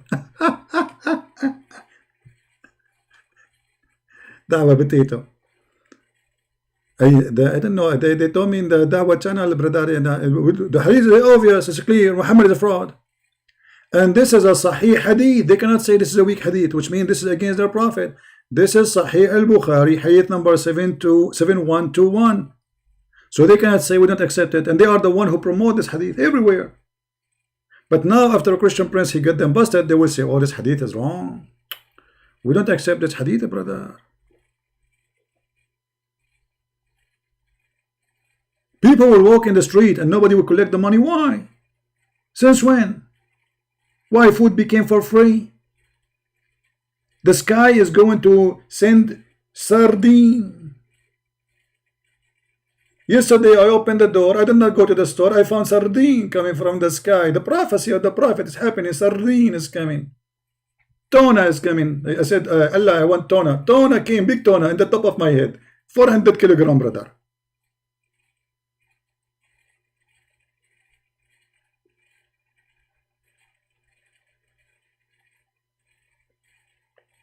So Muhammad is a fraud prophet. So you can call him prophet. We will keep calling him a prophet, but he's a fraud prophet. He's a false prophet.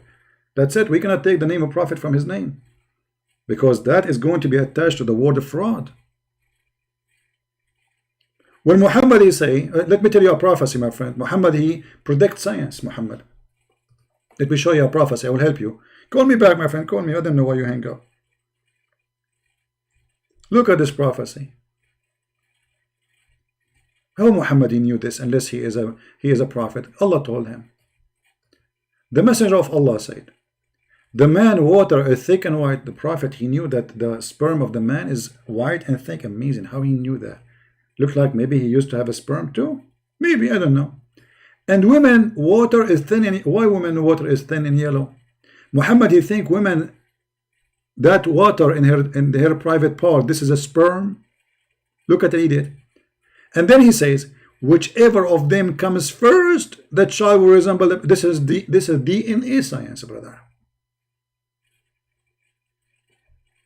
This is a pure science. I mean, how the prophet knew that? Obviously, he's a prophet. Only prophets of Allah knew that. Actually, there's a hadith where a Jewish, the story is saying like a Jewish guy came and he asked him, or let's say they claim that he is from the friends of the Jews or something like that. They are confused about it. He came to him, he said to him, Prophet, I'm going to ask you 3 questions. Nobody knows the answer of them unless he is a prophet.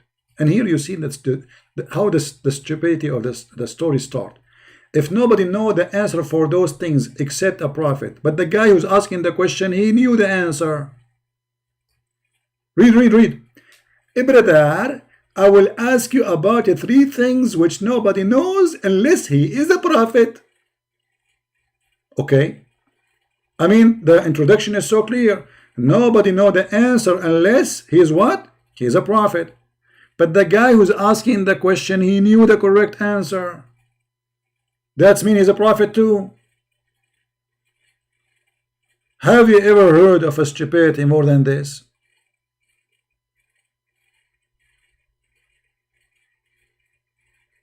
I mean, you have to be a certified donkey to write a hadith like this. And then, okay, what is the question? Firstly, what is the first point of the hour? What is the first meal of the people? Look how serious the questions, brother. First meal for the people of paradise? This is very important. What our first meal? Hummus? Falafel? And what make the baby look like his father? And look, here Muhammad, he changed what is the first thing for when the judgment day will come.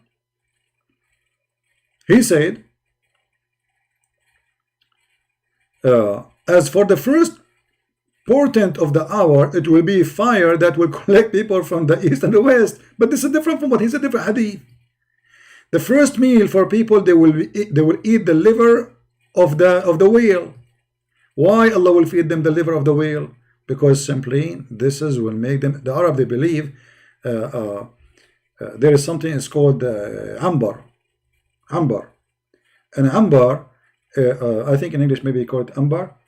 It can be taken either from the whale or it can be taken from the deer. The deer, he have a sexual organ. I'm not sure how to say it in English, which produces certain kind of a smell for the female. You know, they believe if you eat it, that will make you sexually very active. So look, Allah, because He promised them a lot of women in heaven, so Muhammad preparing for them a meal. You will eat from that one and you will be like a Viagra, exactly. And then Muhammad, he answered about the baby, how the baby looked like the parents. And about the baby, how he looked like. If the man's charge proceeding that of the women, then the child resemble the father. Resemble him in what? Male and female, not only resemble the look. He will look like a man, like the father. Not only like he took the eye of the father. No, he will resemble the father as gender. We can prove it for you from different hadith, where it says adhakara. So if the man have discharged first, the baby adhakar. If the women have discharged second or first, is going to be untha. And then the Abdul, the Jewish guy, he was like amazed, like, wow, how you know that? And then the guy, he said, I truly, you are a prophet of Allah.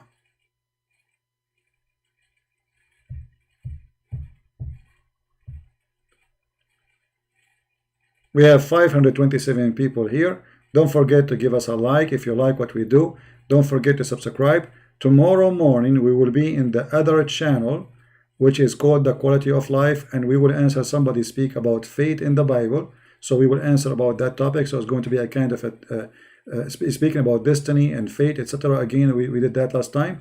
So if you like to join us tomorrow morning in USA, I don't know what your time will be, you can check it out in the channel Quality of Life, and you can join us. But that channel is not for Islam, so please don't go there, speak about Islam, chat about Islam, we will block you. That channel only for different topics, clean topics, all right, something useful. Here, this channel is we are specialized in garbage and recycling. So if you like to join us there, subscribe to the other channel. All right.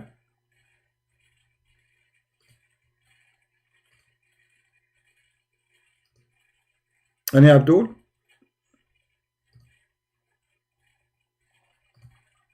Hey, by mistake we hide you. Is that Sam Shamoun? He is. Yeah, he is. Yeah, sorry, by mistake I did hide your text. I thought somebody making a fake name.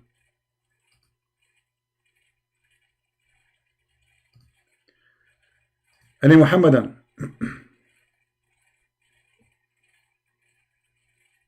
Any Abdul? Mayday. What time? Just check the channel, my friend. Check the channel, you will find it. If you go to Patreon, you will find I posted. I will post the link. Always I post in Patreon, I post in Facebook, I post in Mind.com. This is the best way to always to get updated, because sometimes YouTube does not give notification. All right. Potato. Potato. All right, guys, I think we have a good time for today, and we have some colors which is was spicy, and this is how funny the Muslims when they are so excited supposedly, and the second the Muslim he start saying I don't believe in the hadith, it's mean he is in the corner. The second he said I don't agree with the scholar, it's mean he is in the corner. The second he say I don't believe in that, I will give you my own explanation, my own interpretation, that's mean he is in the corner. They create their own cult, which means Islam is millions of cults. For every one of them, he tried to get away from the disaster of the teaching of Muhammad. So they fabricate their own answers which have nothing to do with Islam. And in order to escape the madness and the stupidity of their prophet, they say we don't believe in the hadith. And when you show them the Quran, you say we don't accept this interpretation. Christians don't do that. You will never find a Christian says, I don't accept this verse in the Bible. Never. We don't compromise with the teaching of Christ. We don't. A person who compromise, a person who say, I don't agree, he's not Christian. As simple as that. Either you agree with the book or you don't. But because Muslims are ashamed of their prophet, for us we have nothing to be ashamed of. We are the followers of the Messiah, and who is better than the Messiah? His name is holy. His words is eternal. His act is miracles. He himself is a miracle. How we can be ashamed of him? We cannot. In the other side, they have a guy. He have sexual relationship with the children. He's a thief. He's a killer. Even the Muslims accuse him that he stole a piece of clothing, which it might be underwear or panty or bikini.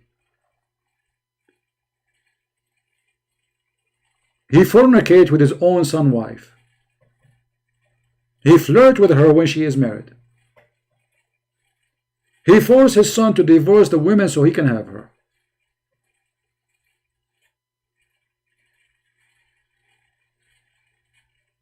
He fabricate verses claiming that Allah gave it to him. And what is the verses? Any woman she want to give her private part for the Prophet. And the Muslim, they say to you, where it says give her private part? It says any Muslim she give herself. To do what exactly with him? what Muhammad would do with that woman who is giving herself to the Prophet. I will give you options. She is going to play chess with him. They are going to study Corona, or they will go to the bed and do boom boom. Which one of them?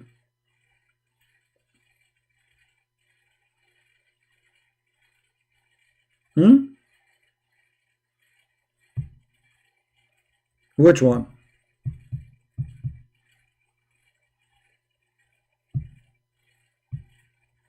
Do we have any Muhammadan before we go?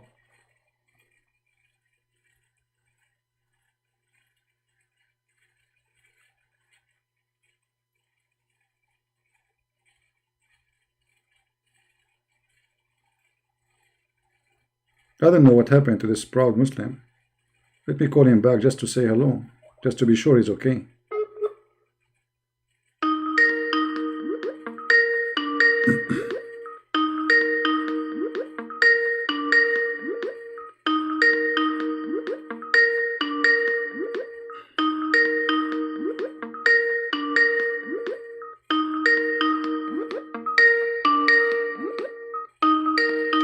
Okay, he's not answering. We cannot force him to talk. The one who will keep repeating the text, I will block you. The one who spam the text, I will block you. Anyone, doesn't matter if you are a Christian, you are a Hindu, you are a Jew, I will block you. This is a warning. Anyone keep repeating the same text in the chat, we will block you. Don't act like a kid. Okay, here we go. Take care.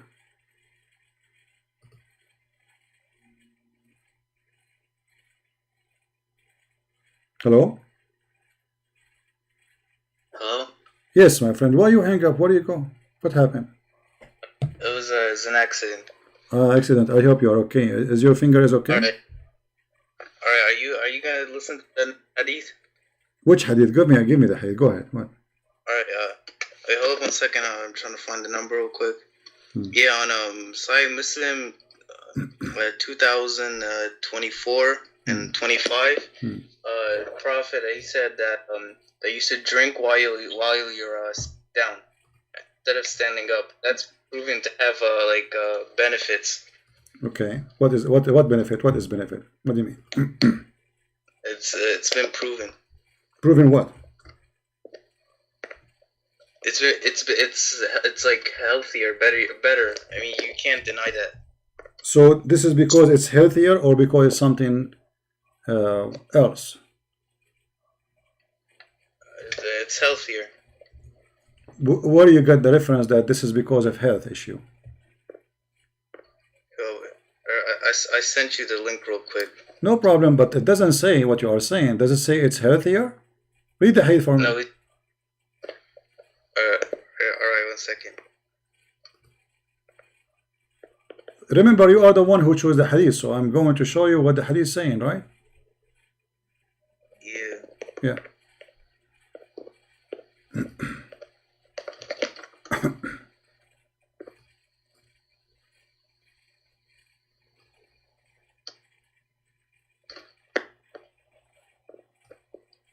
Yeah, it says Anas reported Allah's apostle disapproved of drinking water while standing. Okay, but does it say because this is healthy? No. Okay, so why you are saying it is because it's healthy if it is not? Are you making things up? Because anything our Prophet tells us to do, we listen to. I mean, there's lots of things Prophet Muhammad told us to do, and they've been proven to have benefits, like growing your beard and stuff like that. Okay, my friend, your Prophet, he said that people, they do that, the one who do that, the Prophet, he drink sitting because Shaitan, he drink with him. If you drink standing, Shaitan, he drink with you. Alright, what's wrong with that? But you just said to me this is because if it's healthy, but the fact it's superstition is stupid. Alright, how are you gonna say superstition? Don't you Christians believe? Okay, hold on, my friend. How you a second ago you said to me that this is a hadith proven to be healthy, but your Prophet giving the excuse for that because Shaitan he drink with you.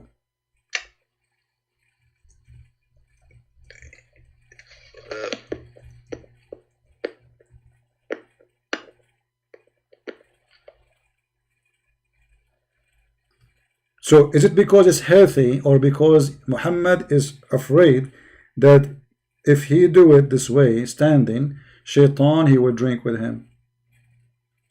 Both. What do you mean both? It's both. Well, what's wrong with that? My friend, but your prophet, he did not say both. Your prophet, he said Shaitan, he drink with you. He did not say both. Did he say both?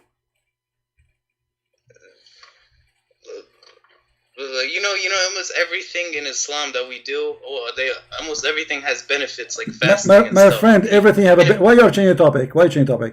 I'm not Okay, topic, so is it both, or your prophet he said that this is because Shaitan he drink with you? Why can't it be both? Well, he did not say both. Did he say, my friend, did he say this is because it's healthy, or he said because of the Shaitan? The thing about the Shaitan, that's the ghaib, the unseen. So we don't. You need to talk about that. My friend, the question is very simple. Did your prophet mention health, or he mentioned Shaitan, which means he is believing in superstition stuff, cartoon? Alright, do you disagree with me when I say that everything in Islam, they all have benefits? My friend, what everything? Okay, guys, look how they change the topic. How in the world your prophet believe that if you drink water standing, Shaitan will drink with you? Well, look, here's the thing. I see you make fun of these things and many things in the Quran that talk about demons and stuff. But Christians, you believe the same thing too. So why are you laughing? We don't believe in the same thing. Show me where it says, where Jesus said, don't drink standing because Shaitan, he will drink with you.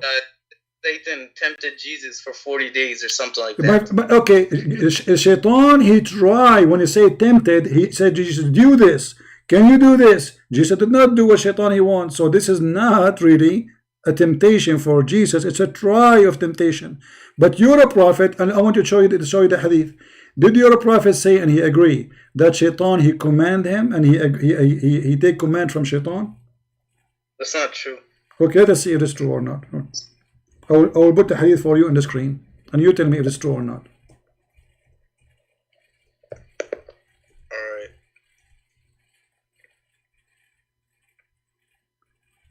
Here we go. This is Sahih Muslim. It says, none among you who is not attached from among the Shaitan, the devil. The companion, they said, even you, prophet, even you? He said, yes, even me. But Allah helped me against him, so I am safe from his hands, and he does not command me but to do good. Do you see it on the screen, or I'm making things up? What's wrong with the hadith? It said Shaitan can't make the prophet do bad things, can't tempt him to do bad things. Okay, so now you Muslim believe that Shaitan is Allah, because he is the one who command Muhammad. Muhammad received command from who? From Shaitan or from Allah? You can get command from anyone. If you were at the time of the prophet. Oh really? Okay, give me an example of good command of Shaitan. How he is Shaitan and he is giving good command? Like what? How Shaitan giving good commands? It's possible. What do you mean possible? It's a Shaitan. The guy is Shaitan. How Shaitan he give good command? I thought a prophet of God, he should only accept command from his God, not from Shaitan. But now we based on your answer and the hadith, Muhammad received command from Shaitan, and Shaitan give him good command. Like what? To kill the Christians? No. Okay, so give me an example of good command of Shaitan. Because I want to practice it. I like to practice good command of Shaitan. Like what? There's no examples. The point of the hadith is that Shaitan can't tempt the prophet to do bad things. No. The point of the hadith that Shaitan is commanding your prophet. This is what we learn. The Shaitan, he pretends to be good while he's bad, and that's in Christianity too. Guys, Shaitan, he pretend to be good, but he is bad. Yeah, and that's in Christianity too. Satan, you know what? I am really surprised about your knowledge. You know Christianity very well. You know Islam very well. Anything we say to you, you say this is in Christianity. You don't even know your religion. Don't tell me about Christianity. Listen, you mentioned to me that your prophet, he told you to drink sitting, and you said this is healthy. But your prophet drink standing too, and we can show you. Your prophet he piss sitting and he piss standing too, and I can show you. And your prophet, when he says don't drink standing, that's not because of anything except his superstition and stupidity, because he thinks that shaitan will drink with you. If he told him that it was because it's healthy, the 7th century Arabs would understand. Okay, my friend, where it says now that also has benefits. Okay, where it says that this is healthy, where you are getting this from? I'm saying he doesn't have to say it's healthy because no, you have to say, because then you are fabricating. He is not giving you the reason. He is not giving you a reason. So did he say this is the reason? He didn't say. So you are making things up, trying to make Muhammad as a prophet. Let me ask you, do women have testicles? No. Okay. How the Quran says that the man's sperm coming from his backbone and the woman's sperm coming from her top side of her ribs. All right. How is that can happen? How does that say women have testicles? Yeah, because it says that women she have a sperm coming from the location of the necklace in her chest. How in the world the women she can do that? According to science, you are the one who's mentioned the word science, not me. According to science, the sperm of the man does not come from the backbone, and women don't have a sperm. But I believe anything the Quran says. So you can just try playing with the verses and saying this is wrong or this is right. But whatever God said, I'm gonna believe in it. Okay, so you believe that with my respect to your mother she have sperm coming from her ribs, and that will make you baby?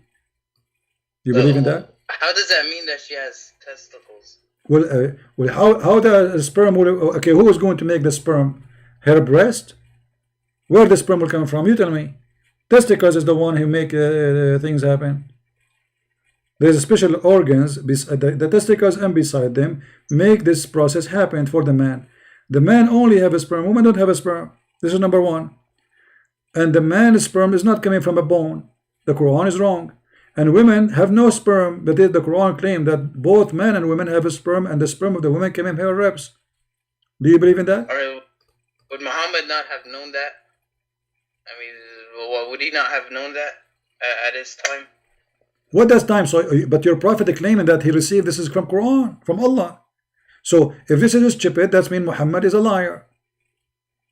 No, but you would have said he's a false prophet. He's lying and he's saying false things. But how would he not? He would know like the truth of that about women and sperm and stuff. This is the truth now for you. The truth is women have a sperm coming from her chest. This is the truth for you.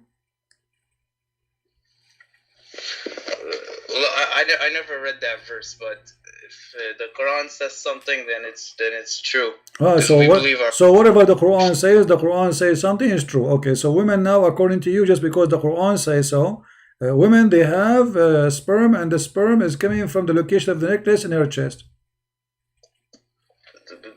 So you focus on one verse, but there's a bunch of other verses in the Quran. I'm not focusing on every verse. I'm open to any verse, but if one verse is stupid, the rest are stupid too. Well, the verse about the semen thing, I don't know a lot about it, but my friend, the verse, if this one the verse that you bring up a lot about,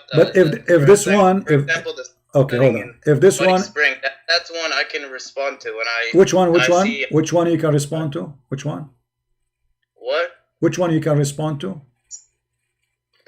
The sun setting in some muddy water one. Okay, respond to this one. Guys, he can respond to the sun setting in murky water. Respond, go ahead. All right. For the verse, it talks about what Dhul-Qarnayn saw. Yeah, and you can't prove otherwise. Okay, but who is the one who's talking? No, I'm saying the verse said that he saw the sun setting there. No problem, but who is the one who's talking? Who is the one you are saying? The verse saying he saw the sun. Who is the one who's talking?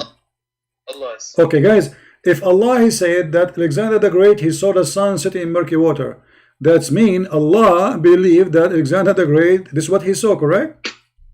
Yeah, I understand Okay. it, but there's a thing. Okay, And but there's read with me. It says, and until when he reached the setting place of the sun. He did not say right away, just he found it. Allah saying, until he reached the setting place of the sun. Until now, Alexander the Great is not there. Okay, where we can find the setting place of the sun? Because according to the story here, this guy is going on a journey, long journey, until he found the setting place of the sun. So according to your God, not according to Alexander the Great, there's a place where the sun set. But the word in Arabic, Maghrib, it's the place, the setting place of the sun. It can mean the setting time of the sun, and the word wajada, it can mean no. In Arabic doesn't mean that, because it says حتى إذا بلغ مغرب الشمس, until he reached the area where the sun set. Yes, بلغ, and the word here is not about timing only, it's about timing and location. And let me show you. Do your prophet understand the Quran or not? Of course. Okay, so do you accept what your prophet explained this verse, or you don't accept it? All right, wait, let me just say one thing. You said the setting place on the word balagha in chapter 19, verse 7. The word balagha was used, and it was used to say a time. He said, well, balagha. Okay, here we go. Okay, here we go. Verse number 90, the same chapter. حتى إذا بلغ مطلع الشمس, the same thing, until he came to the rising place of the sun. This is your Muslim translation. It's a place. But look, but balagha means reaching the time, reaching a time. No, reaching a place. Does it say this? Does it say in your translation, the rising place of the sun? Does it say that? This is your Muslim translation, not mine. Okay, and okay. yeah, so he reached what? So he reached what? He reached the rising place of the sun. This is a place. Okay, where is that location where the sun, which is, there is no shelter upon them? So there is people who they are there, and according to the story, there's people who live there in that area, and they are hiding, they are fighting with people. They are called Gog and Magog. So Zulqarnain, he built a bridge between them, and Gog and Magog, according to your prophet, each one of them is 1,000 to 1 a human, which means if there is 7 billion a human being in this earth now, there is 7 trillion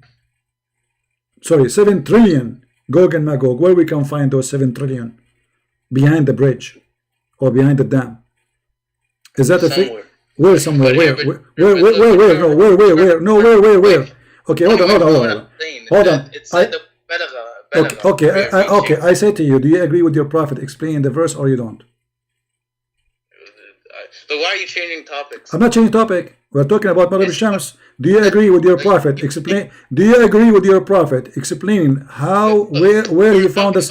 We are not changing the topic. Do you accept your prophet explain the verse? Yes or no? Yes, I do. Okay, let us see what your prophet said, and then everybody will laugh. Here we go.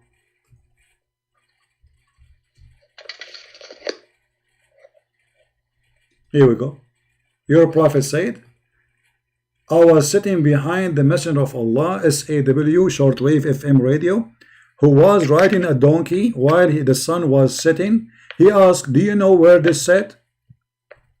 Who is talking? Muhammad. Asking who? Abu Dhar. Do you know where this set? I know the hadith. Okay. And, so what he said? He said, the guy said to him, I do not know the prophet and Allah knows best. He said, it's set in a spring of warm water. Okay, I know the hadith. I wanted to tell you something about it. The hadith, it's sahih, but the words, it sets in a spring water, they were only narrated by one person, by four or five other people. They said the hadith, but they didn't include the words. Okay, but the hadith. Okay. Okay, my friend. So the original hadith says what? Give me the original hadith. What it says? The original hadith talks about how the sun goes under Allah's throne, and it asks thank you, guys. Okay, I will go with you. You are watching Fifi videos, which is proving to me that this guy is helping us. Listen, you just said the original video is the sun going under the throne of Allah, correct? Do you agree? That's the original one. All right. The one with the and this water was okay. Narrated by one first person, of all, this hadith is correct, is approved, is authentic. Secondly, the hadith you just agreed with it, proving to me that Muhammad is a false prophet, because the sun. Hold on, you're a prophet explaining that the sun goes every day. How the sun move, right? The sun goes every day from point A to point B, correct? It's metaphorical when it says okay, that it okay, goes take care. I don't have time for liars. You are a potato.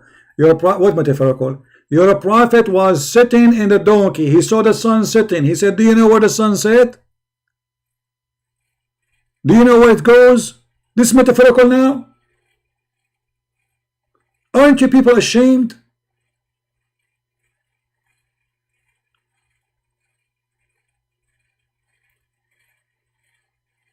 And he said, and this is the interpretation of a chapter 36, verse number 38, that the sun runs in its fixed course. And we can go right now and see the interpretation of your scholars. I mean, look how this metaphor. So the other hadith is, brother, not the original, but the hadith is total agreement with the Quran.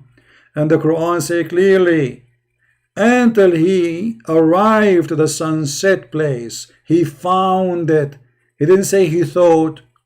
You see, the Muslim, they claim that the Quran is a very good Arabic, top language. But look at the stupidity. If the Quran is a top Arabic, why he's saying he found it? One of the Abdul, he said that, don't call me again, I don't have time for kids. Why you are calling me? Why you are calling me? Why you are calling me? I don't. You see, either you show me a proof of what you are saying, or don't lie. Can you show me one person saying this metaphorical? Even Fifi, the one you mentioned his name, he said it's not metaphorical. Why you are lying? He hang up.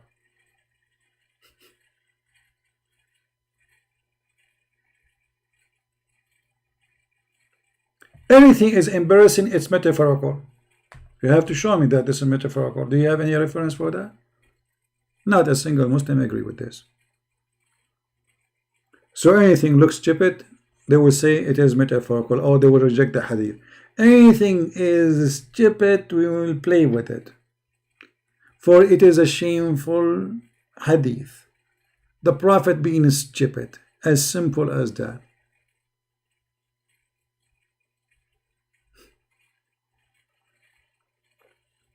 This is what happened when you follow a cult.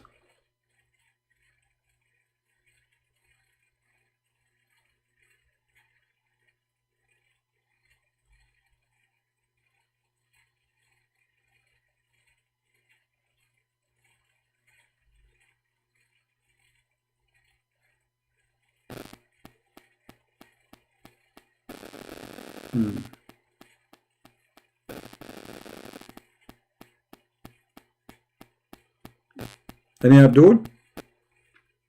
Who is Abdul want to show us that this is metaphorical?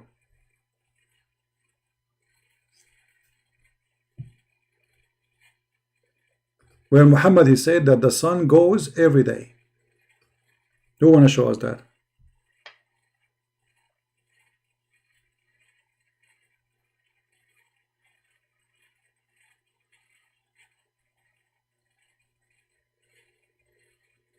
Anyone?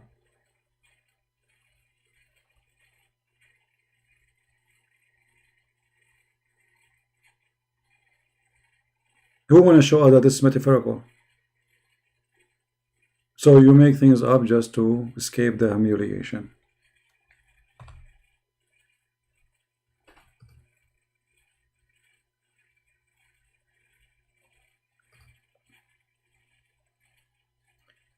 You see, always you need to ask yourself why they are always regretting and refusing things they themselves they collected, and even they themselves they agree upon. Like the potato Fifi in the previous video, he said, I made a video about him just 2 days ago in the Christian Prince account, different account, it's just additional backup account, where he said this hadith is da'if. About what? About the dajjal eating the goat eating the Quran. But the scholar is saying this is sahih. Why the Muslims are so confused? Either they are confused or they are playing games just to defend blindly. Just let us defend by lying, by fabricating. It doesn't matter. And here the same is this hadith when your prophet said that this is aynun hamiya. Is it anyone says that this is da'if? Look what the Muslim says. Sahihul Isnad. Sahih in chain. There's nothing wrong with it. Perfectly fine. But it's a problem. It's stupid. So we have to deny it.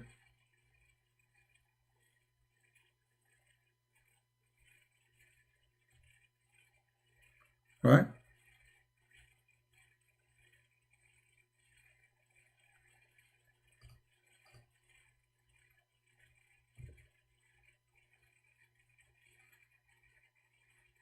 And you know the funny to say that in the other hadith it doesn't say that he said to him he said the sun set in murky water. What if Muhammad he said that to him twice, 3 times? Sometimes people they repeat the same thing. Do you know where the sun set? Oh, you told me before where the sun set. Or maybe he says up okay, where? To learn more from the Prophet. So is it possible that Muhammad he mentioned that twice or 3 times or 4 times? Muhammad he keep forgetting things, obviously. Muhammad is not healthy in his brain, obviously. Muhammad even he forget the Quran.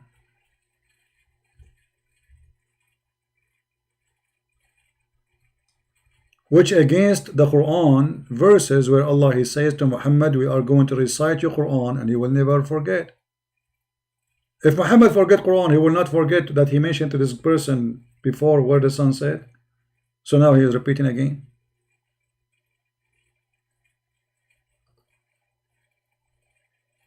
And now Muhammad forget the Quran, but the Muslim they say we recite the Quran by heart. That means they are more qualified than Muhammad himself. And how Muhammad and Muslim they recite the Quran and Allah he says I will cause you to forget the Quran. And how Allah in the Quran says to Muhammad, I will give you Quran and you will never forget. It's an endless stupidity and contradiction.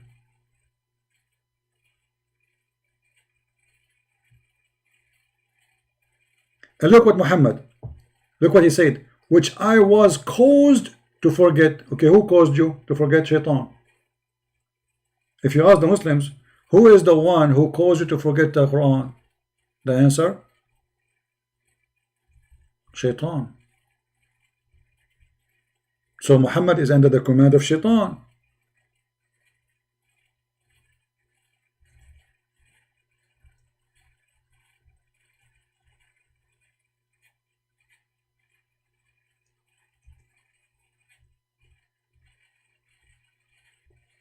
But isn't it the Quran says that Allah he said to Shaitan, you have no command over my followers, my good followers. You have command only over the criminals.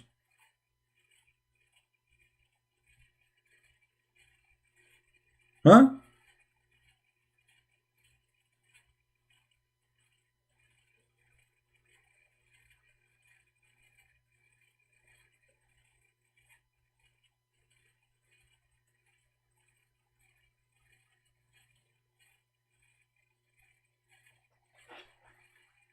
And the Quran says that don't be the same as those who forgot Allah, so Allah he forgot them too. When Muhammad he forgot the Quran, he forgot Allah.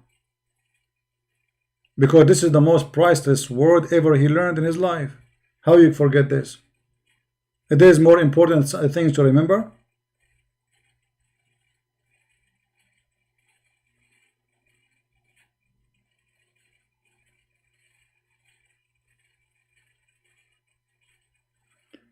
In this, we have Muhammad Khan is calling us. Let us see what Muhammad he want. How are you, Mr. Muhammad? Hello. Yes, Muhammad, we are live on air. What do you like to say to us? Go ahead. Yes, this is Shiraz again, and if you remember, I spoke to you 2 weeks ago. All right.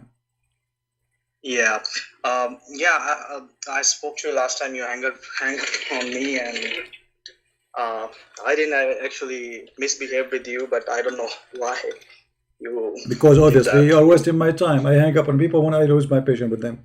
Go ahead. What do you want to say to us? Remind what last time you were saying. I was saying to you that I was like you was telling me something, and I was saying to you that it's a different story or maybe. But the thing is this that I bought a Bible last week, and I'm studying, and I'm studying with my cousin also. One of my cousin as well. So what about the Quran now? You don't want to know about Islam anything? No, it's not about Quran. I'm studying a Bible. You're still a Muslim? I'm checking something. Do you still a Muslim? I'm a Muslim right okay, now. so why you are a Muslim? Why you are a Muslim? Why you are a Muslim? Okay, why you are changing topic then? As long you are a Muslim, my friend. As long you are a Muslim, tell me about Islam. Why you are a Muslim? If there is any proof make you believe Islam to be true? Because I'm born in a Muslim family, and this is not a question. Like you said I'm a Muslim. Yeah. So are you a Muslim because you are born of a Muslim family and Islam is false, or because you believe Islam is true? I not come to any point of this because so you are saying to me you believe Islam is false. So you are saying to me you believe Islam is false, but you are not afraid to say it live on air? Right now, I cannot say I'm studying Bible. I'm studying Christian. My friend, forget about okay. You study the Bible. Okay, thank you. I'm glad you are studying the Bible. But why you don't give me a clear answer? Do you believe Islam is a true religion or it's a false religion? Why it's hard to say? Do you see why I'm hanging up on people? I hang up because I lose my patience. I have to repeat the same question 1 million times. I'm not a kid, and you are not a kid. So if we are not willing to talk, where I cannot determine that Islam is a true religion or false religion, I'm okay. confused. What is stopping you? Okay, you are confused. What is stopping you?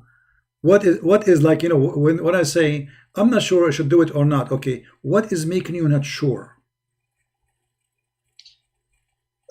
Because the more I'm studying Bible every day, many things are coming to me. It's new, and it's I'm amazed. I was told that it's changed, and the only Urdu Bible that I have found in Pakistan, it's King James version, and no other version or anything. So I'm studying, I'm comparing with other versions. It's almost the same thing. Nothing is changed, nothing is different, and what I've been told was false, lied by many friends or scholars. So this is the fact that I was found, and yes, I'm studying, and I'm every day I'm educating myself. So I think I need one more week or 2 more weeks to get more questions for you, so I can send you by Skype, and I want you to educate me more. No problem. Are you watching our channel always when I go live on air? Yes. Okay. Yes, every day I'm watching. So what do you think? What do you think about the Muslim answers, about what I say? What you learn from this? What is your conclusion? The conclusion is this: like right now, that whoever coming and debating you, they are like they don't know what they are saying. Exactly. They don't know what they are saying. Yeah. So. But why you think they are like this? Why they are doing this? Do you think those people really do not know what they are saying, or because they have no answer, so they get it's embarrassing, so they try to fabricate answers, and it make them look stupid? What do you think?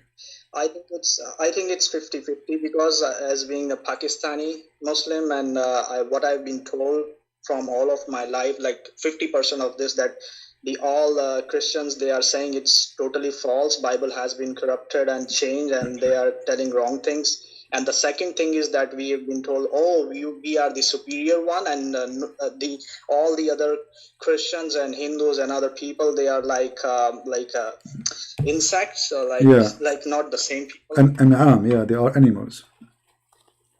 Yeah, kal an'am. Of course, yes. Yeah. That's the other thing as well. Yeah. Well, my friend, you know, I'm willing to help you, and if I hang up on people, because you know, if you sit in my chair, you will find how much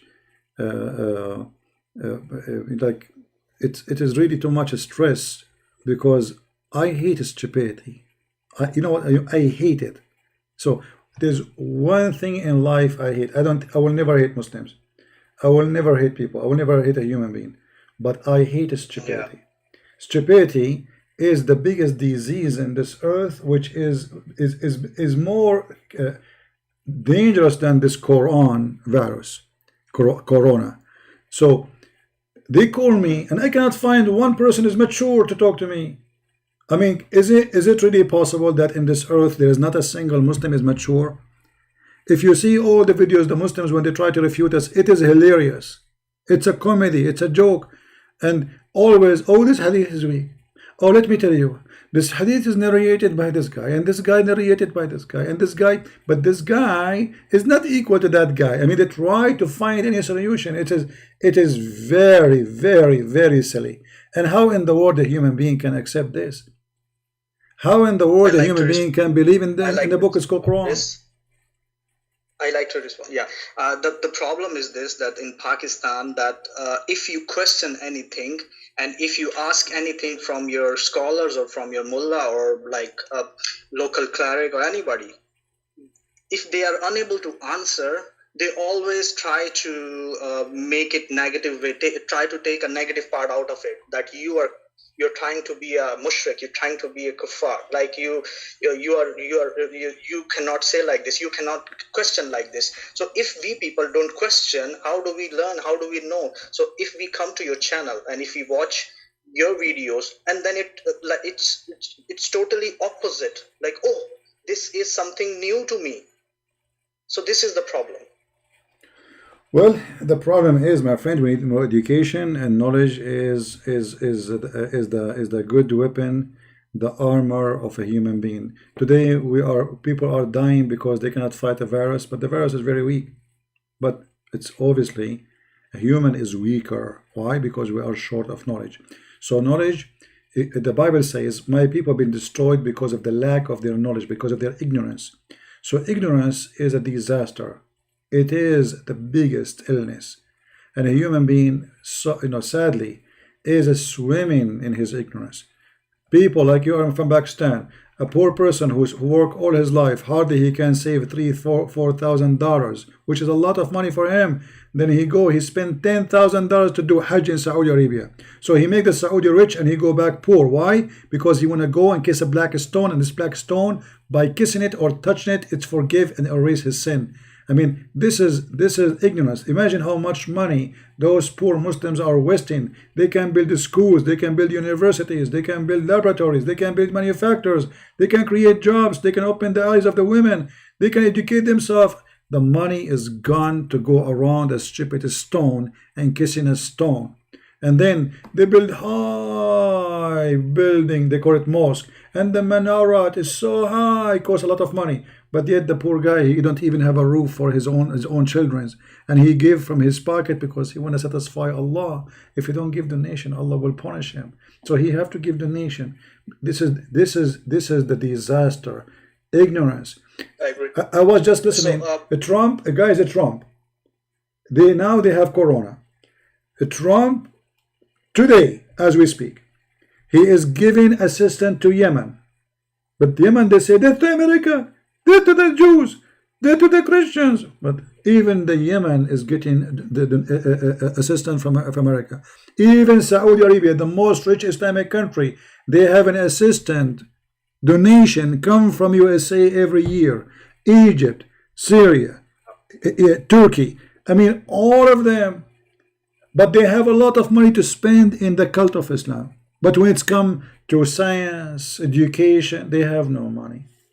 The money is gone. Building a mosque, yeah, the money come from everywhere. Yeah, CP, is that possible? I need to go now because someone is coming. I No can't problem. talk much. Can I send you some message on your Skype so you can answer, or you can answer when you're live? I like to Is that answer by possible? talking. I hate text, to be honest with you. I'm not a text person. Just call me when I'm live on air. Okay. All right? Okay.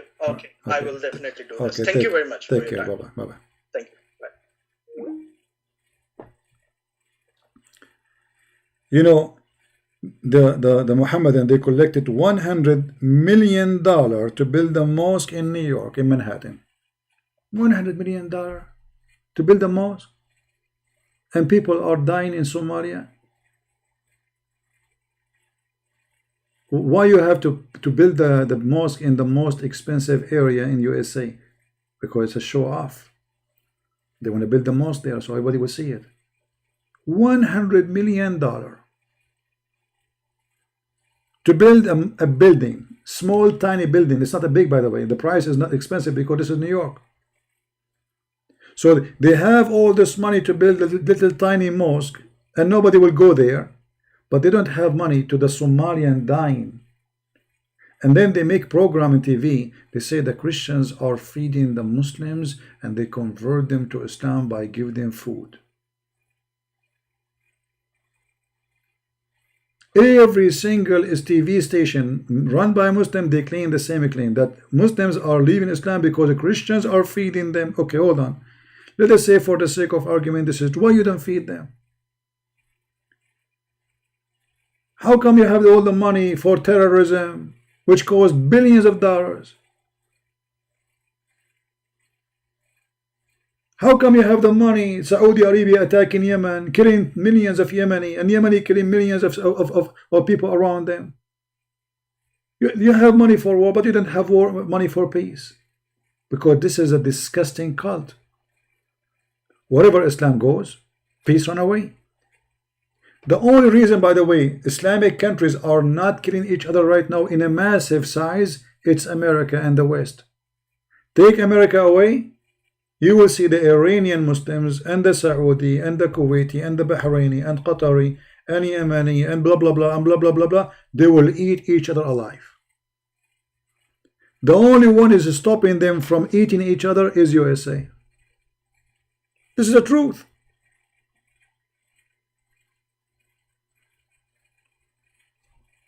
If not George Bush, Saddam Hussein will eat all the Middle East. The Iraqi Muslim will slaughter the rest of the Muslims who don't agree with them. Saddam Hussein will take over. And this is what they do for a living always. This is not something new. Since the time of Muhammad, when the last time we Arab in the Middle East we have peace? We never have one. Never. Why?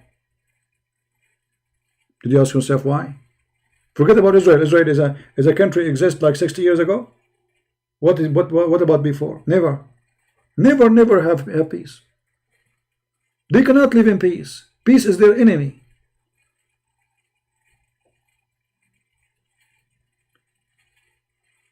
And they blame America for, but before America you kill each other. Even Muhammad family, he was killed by the Muslims. You believe it? The guy, he just died. He is their prophet. They slaughter his family. They slaughter them and they play with their head in like a volleyball. They put the heads of his grandchildren in a stick. The Caliphate Uthman, the one who collected the Quran, they took the hair of his beard one by one, torturing him before they slaughter him and cut his head. And then after they cut his head, they play with the head in the street. And the kids play with it. And after that, they refuse to bury him with the Muslims. And after that, they dump him with the garbage. And then after that, people at night, they came and they stole the body and they bury it somewhere. This is Islam. It's not the Christians who killed the Caliphate. It is Muslims. It's not the Christians who killed the grandsons of Muhammad. It's not even the Jews. It was Muslims.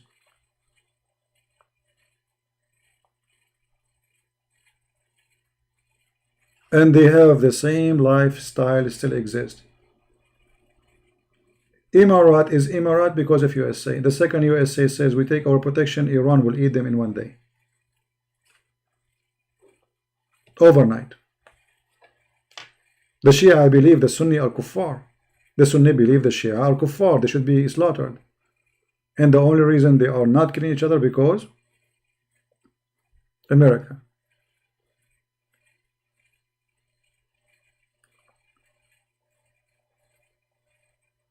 As simple as that. Afghanistan before Islam was a peaceful country. It was a Buddha country. Go and read the history of this country. They have a great history before Islam. Islam came. Look at Afghanistan. Look what happened.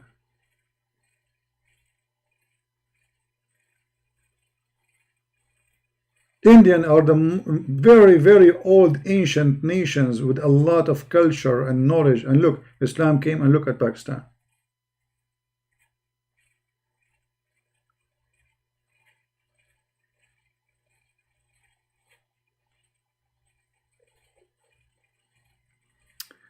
Salahuddin al-Ayyubi. CP, don't talk about things you do not know. Okay, Salahuddin al-Ayyubi. Your name is Salahuddin al-Ayyubi. Who is Salahuddin? Why you Muslims are killing the Kurdish? You are slaughtering the Kurdish in north of Syria because they reject Islam and they don't want to be Muslims. But you kill yourself, Salahuddin al-Ayyubi. Not only you kill the Kurdish, you wage jihad. Erdogan, he called it the army of the Muhammadan. And what is their duty? To kill the Muslim Kurdish.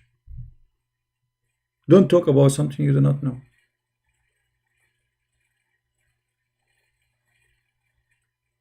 We are not in Yemen, not you. No, we are in Yemen. We do not need to go to Yemen to see what's happening. In Yemen, the war in Yemen is Shia and Sunni. Stop being stupid and we got you busted. The Houthi is sponsored by the Shia in Iran, and the Sunni are sponsored by Emirat, Bahrain, and Saudi Arabia. And you are killing each other for the last 5 years. And you are dumb. Because after 5 years of killing each other, destroying the country, causing the hunger of millions, all kinds of diseases, when you will stop? You will never stop because you are a Muslim.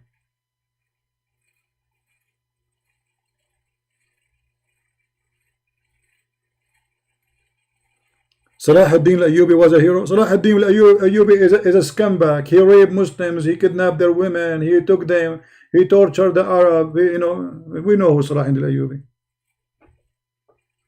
All your leaders are a fraud. I will give you an example. Khalid ibn al-Walid, the most famous, the Muslim, they call him the sword of Allah. He killed a man, he raped his wife, and he cooked him, and he ate him. He cooked a Muslim man.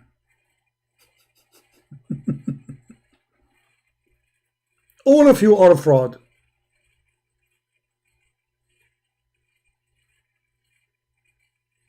With no exception.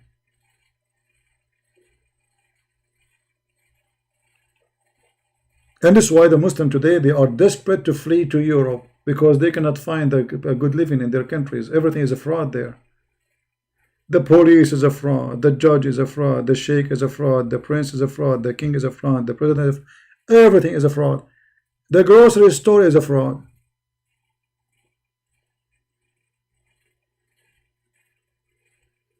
The butcher in the Middle East, the butchers, they kill dogs, they kill cats, and they put their meat with the beef. In the health center, which is supposedly from the government, they stamp the cow if it is healthy or not. If it's not healthy, they throw it in the garbage. The Muslim butchers, they came at night, they steal the garbage, which is dead animal, which is sick, is not allowed to sell it. It's not good for selling. They take it overnight and they sell it to the Muslims. You go to a Muslim grocery store, and by the way, this is what I mean. This is our experience. This is not. I'm not making things up. They put next to the register things which have nothing to do with you. You have to be aware. I'm telling you what about this. I'm talking about the Middle East, and some of them they do that in the USA too. As an example, they put a cigarette box next to the cashier. So you come and you start calculating. Okay, $50. Now, if you check out, you will find that he added a cigarette box, but you don't even smoke. You did not buy a cigarette. You go back, you say, hey, you charged me for a cigarette box. What cigarette box? Oh, you know what? Look at it. It's here, still here. I thought this is yours. Maybe some other customer, he left it here. And they charge every customer walk by for the same cigarette box.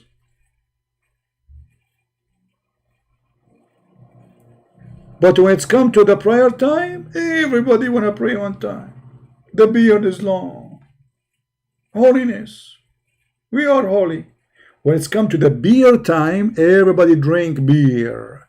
Everybody drink vodka, but in the back door. Prostitution, homosexuality, You know, there's a video of a doctor from Saudi Arabia, from the official government army hospital. She said 45% of the population of Jeddah, they have sexual relationship male to male, and they are family member.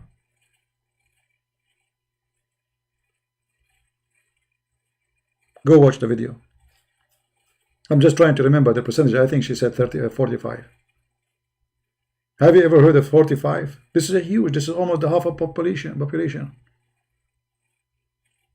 do you mean 45? This is a disaster. And this is the place where everybody in the prayer time, everybody stand to pray to Allah.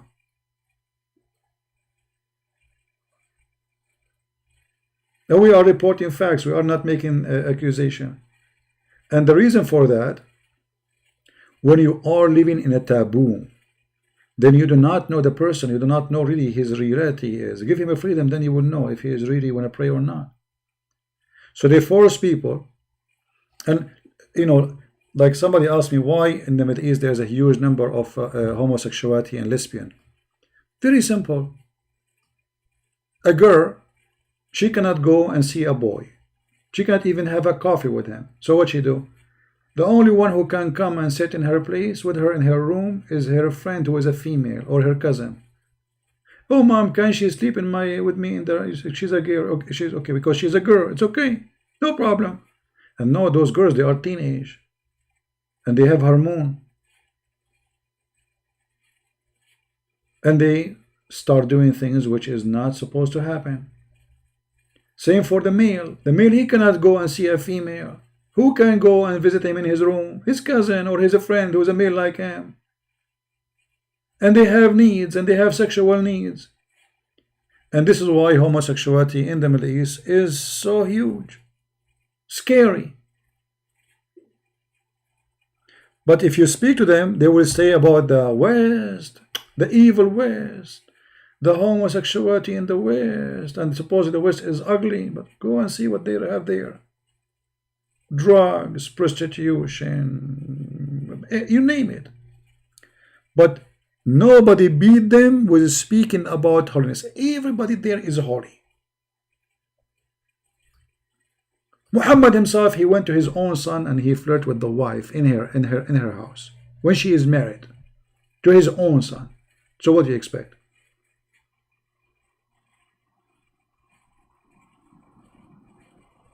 And now, I'm not saying all Muslims, they do that. For sure, there's people who they are good equality, and there's people who they are not. But generally speaking, this is how it is. And for sure, always there is exception.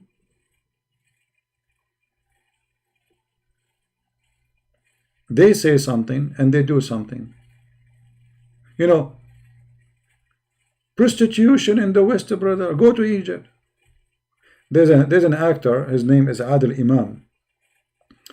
This guy, he always say things which is making fun of things happening in the society. So the judge, he said to him, after you learn that there is a belly dancer in the floor next to you, or the top of floor of you, why you did not move from the building? The guy said, if every Egyptian in Egypt will move because there's a belly dancer of the building, then the whole country will move out.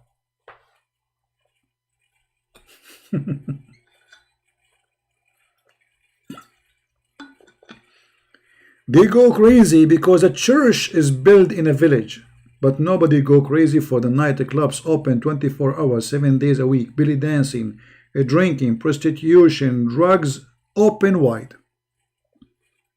Nobody get upset.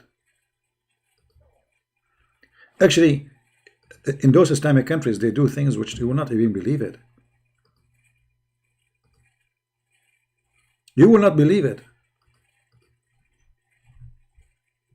I will give you an idea.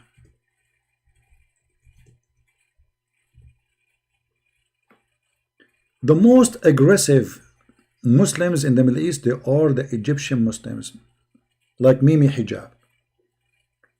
But this is Egypt. They bring you a naked woman in the stage. Look at this. I don't know if you can see. It is even disgusting. It's not even good to look at it. It's mean you feel like you want to vomit. This is in the street. And the sheikhs don't complain, brother. Nobody complain, brother.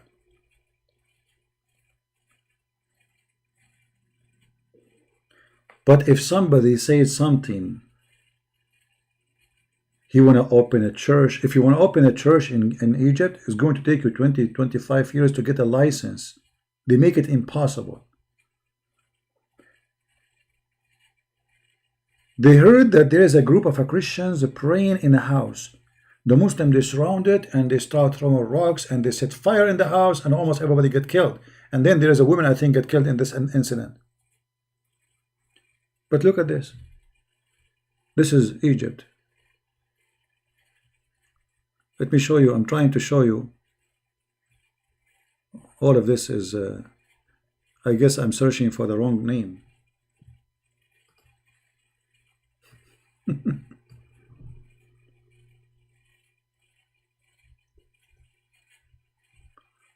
Let us see.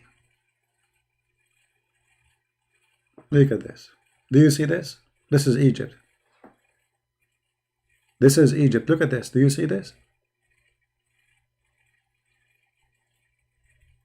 Do you see this?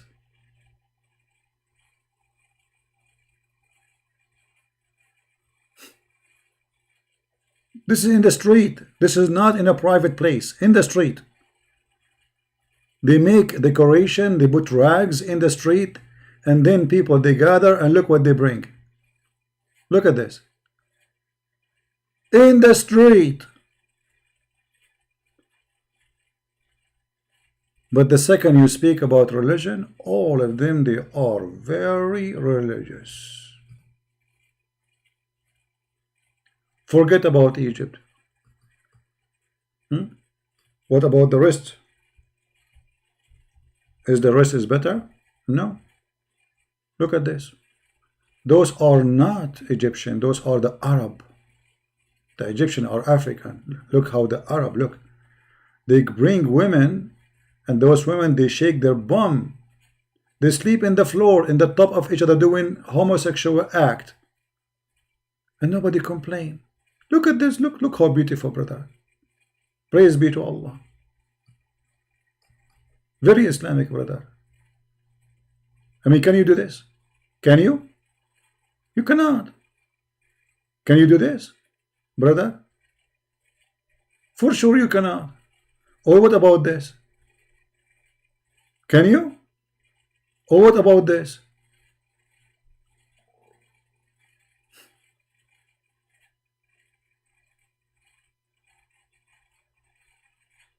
Isn't it amazing?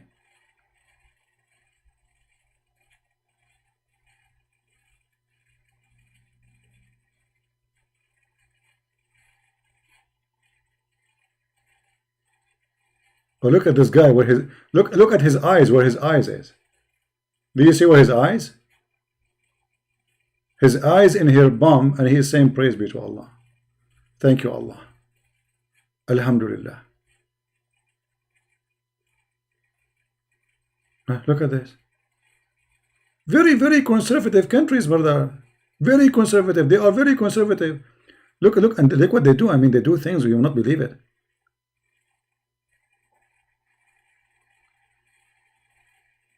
One of the disgusting thing they do, like women, she sleep, and the other woman, she sleep in the top of her, and then the third woman, she stop in the top, and they start like doing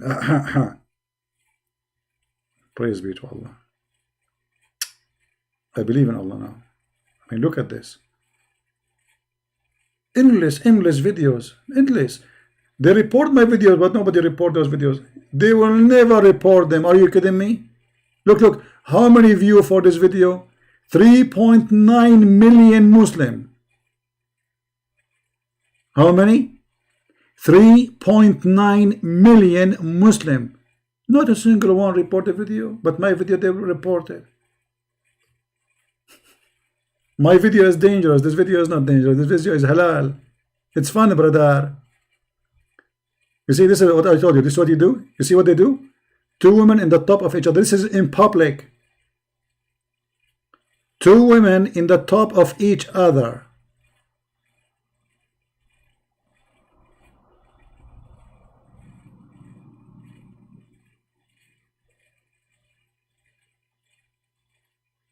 So, brother, we have to praise Allah, brother. I mean, can you do this? You cannot do this. This is halal move. We are people who eat only halal food. We, everything we do is halal. Halal. Can you do this? Look at this. Look at this fast movement. Can you do this? You cannot do that. Even Superman cannot do that. Look how fast they move it, my brother. It's like they have electricity or something in there. Look at this.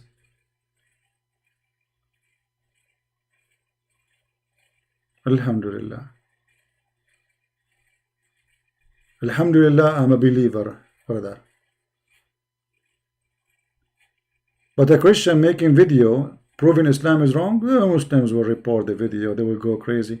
But those videos, nobody report them. Millions of viewers. Nobody get offended.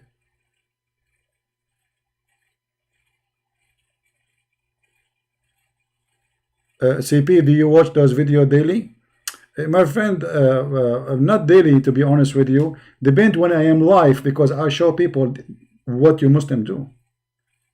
Brother, do you watch these videos daily? Are you saying to me, do I watch your sister daily? No, brother, I watch it occasionally. Are you happy now? And look, they are all conservative wearing hijab, brother. I mean, we have to be honest here. They are wearing hijab. They don't show their hair. I mean, come on. What do you want more? Not a single one of them, she is not wearing hijab. I mean, we have to be honest. Hijab is a must. It's impossible, brother. Very conservative. Look how conservative. Yes, she is bending over, yes, brother. Yes, she is shaking it, yes, brother. But she is wearing hijab.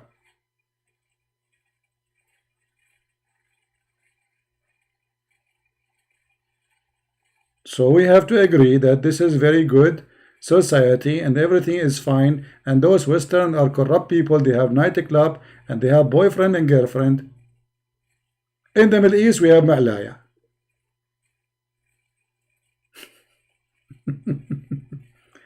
And in these videos, guys, it's not like one video, two video. I can keep scrolling forever, like endless. You know what endless mean? Millions and millions and millions. Look, I can keep scrolling forever, non-stop. Praise be to Allah. Guys, I have to go and watch the video now. I cannot continue, sorry. I mean, this is too much getting me, like, I'm in the mood now to watch, and not only that, some of them even, when they dance, they say Allah, Allah, Allah, Allah, Allah, Allah, Allah. I'm not joking. Allah, Allah, Allah, Allah. You are doing this and you are saying Allah, Allah, Allah? Yes, brother.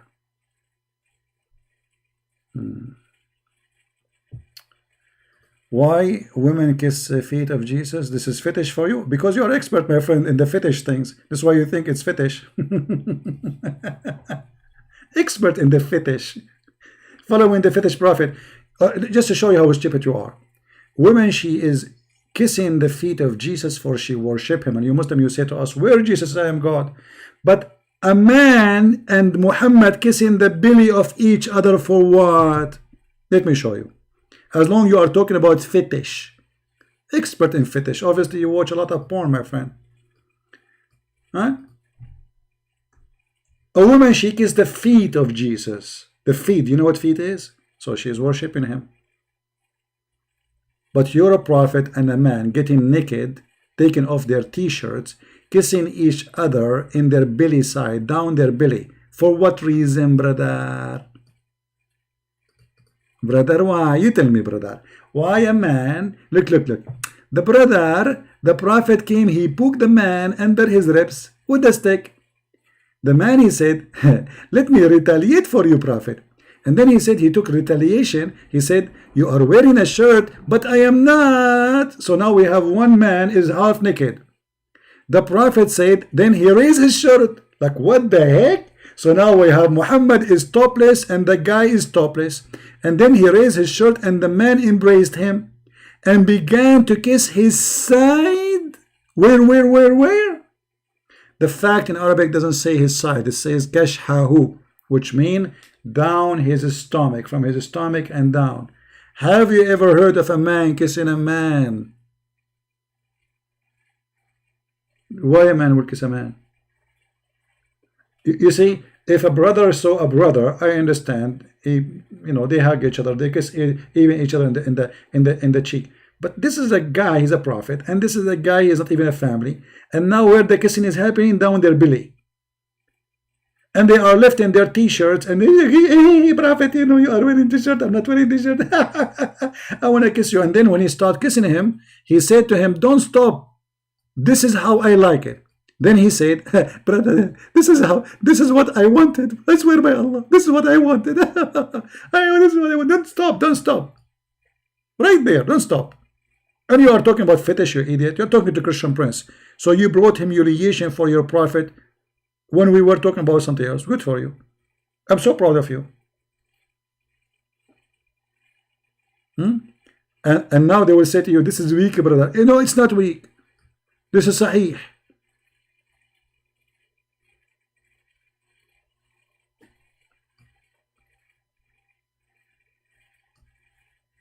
This is how I like it. Oh, brother, don't stop. Right there, brother. Don't stop. Exactly there, brother. This is what I wanted. What is this?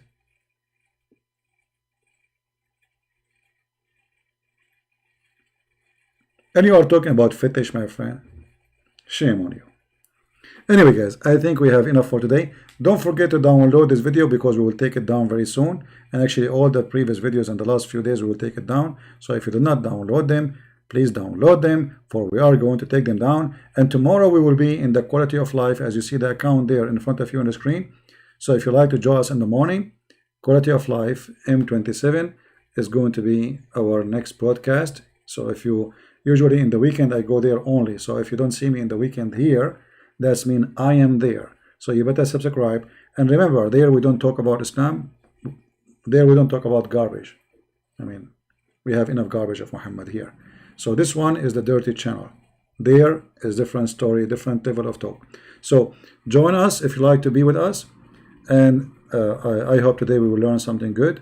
And those who are Muslims who call me, feel free to download my video. And if you are brave, post it in your channel if you are proud about what you said to me when you called me. Prove it. Prove that your answers was good by downloading my videos, posting them in their channels. Get them busted. Get me busted. And actually, I like it when Muslims, they try to refute me because that will bring more Muslims and more Muslims will leave Islam. It's always worked for our benefit. Some people, they say, why don't report those Muslims? They are making videos and playing your video. Never do that. It is for our benefit that they do what they are doing. More Muslims will come and more Muslims will learn and more Muslims will leave Islam. They think they are fighting us. The fact they are helping us. I really appreciate them. Any Muslim who fight me, he is helping me. It is the best way to invite people out of this cult by the help of the Muslims. Especially we use their answers to expose Islam. So I want to say thank you. Again, if you want to join us tomorrow, every weekend we go live Friday, Saturday, Sunday usually in the Quality of Life M27. And actually, let me find you the link so you guys can go and join us for the video tomorrow. Let me grab the link. All right, this is the link. So if you like to join us, just click there and subscribe. All right, until we see you again. And again, please download the video. I will keep it only maybe for an hour or two, and then I will take it down. So don't be surprised why it's gone. Download it, put it in your channel, and then I will update my channel from my side. Thank you very much, guys, for being here. May the Lord bless you. And always we are victorious, not because of a Christian Prince, not because of anyone. We are victorious only for the Lord. He is our supporter. If the Lord is with me, who could be against me? Don't fear the one who killed the body, the one who killed the flesh. Fear the one who killed the soul, the one who will send you to hell. We fear no one who will kill the body, who will kill my flesh.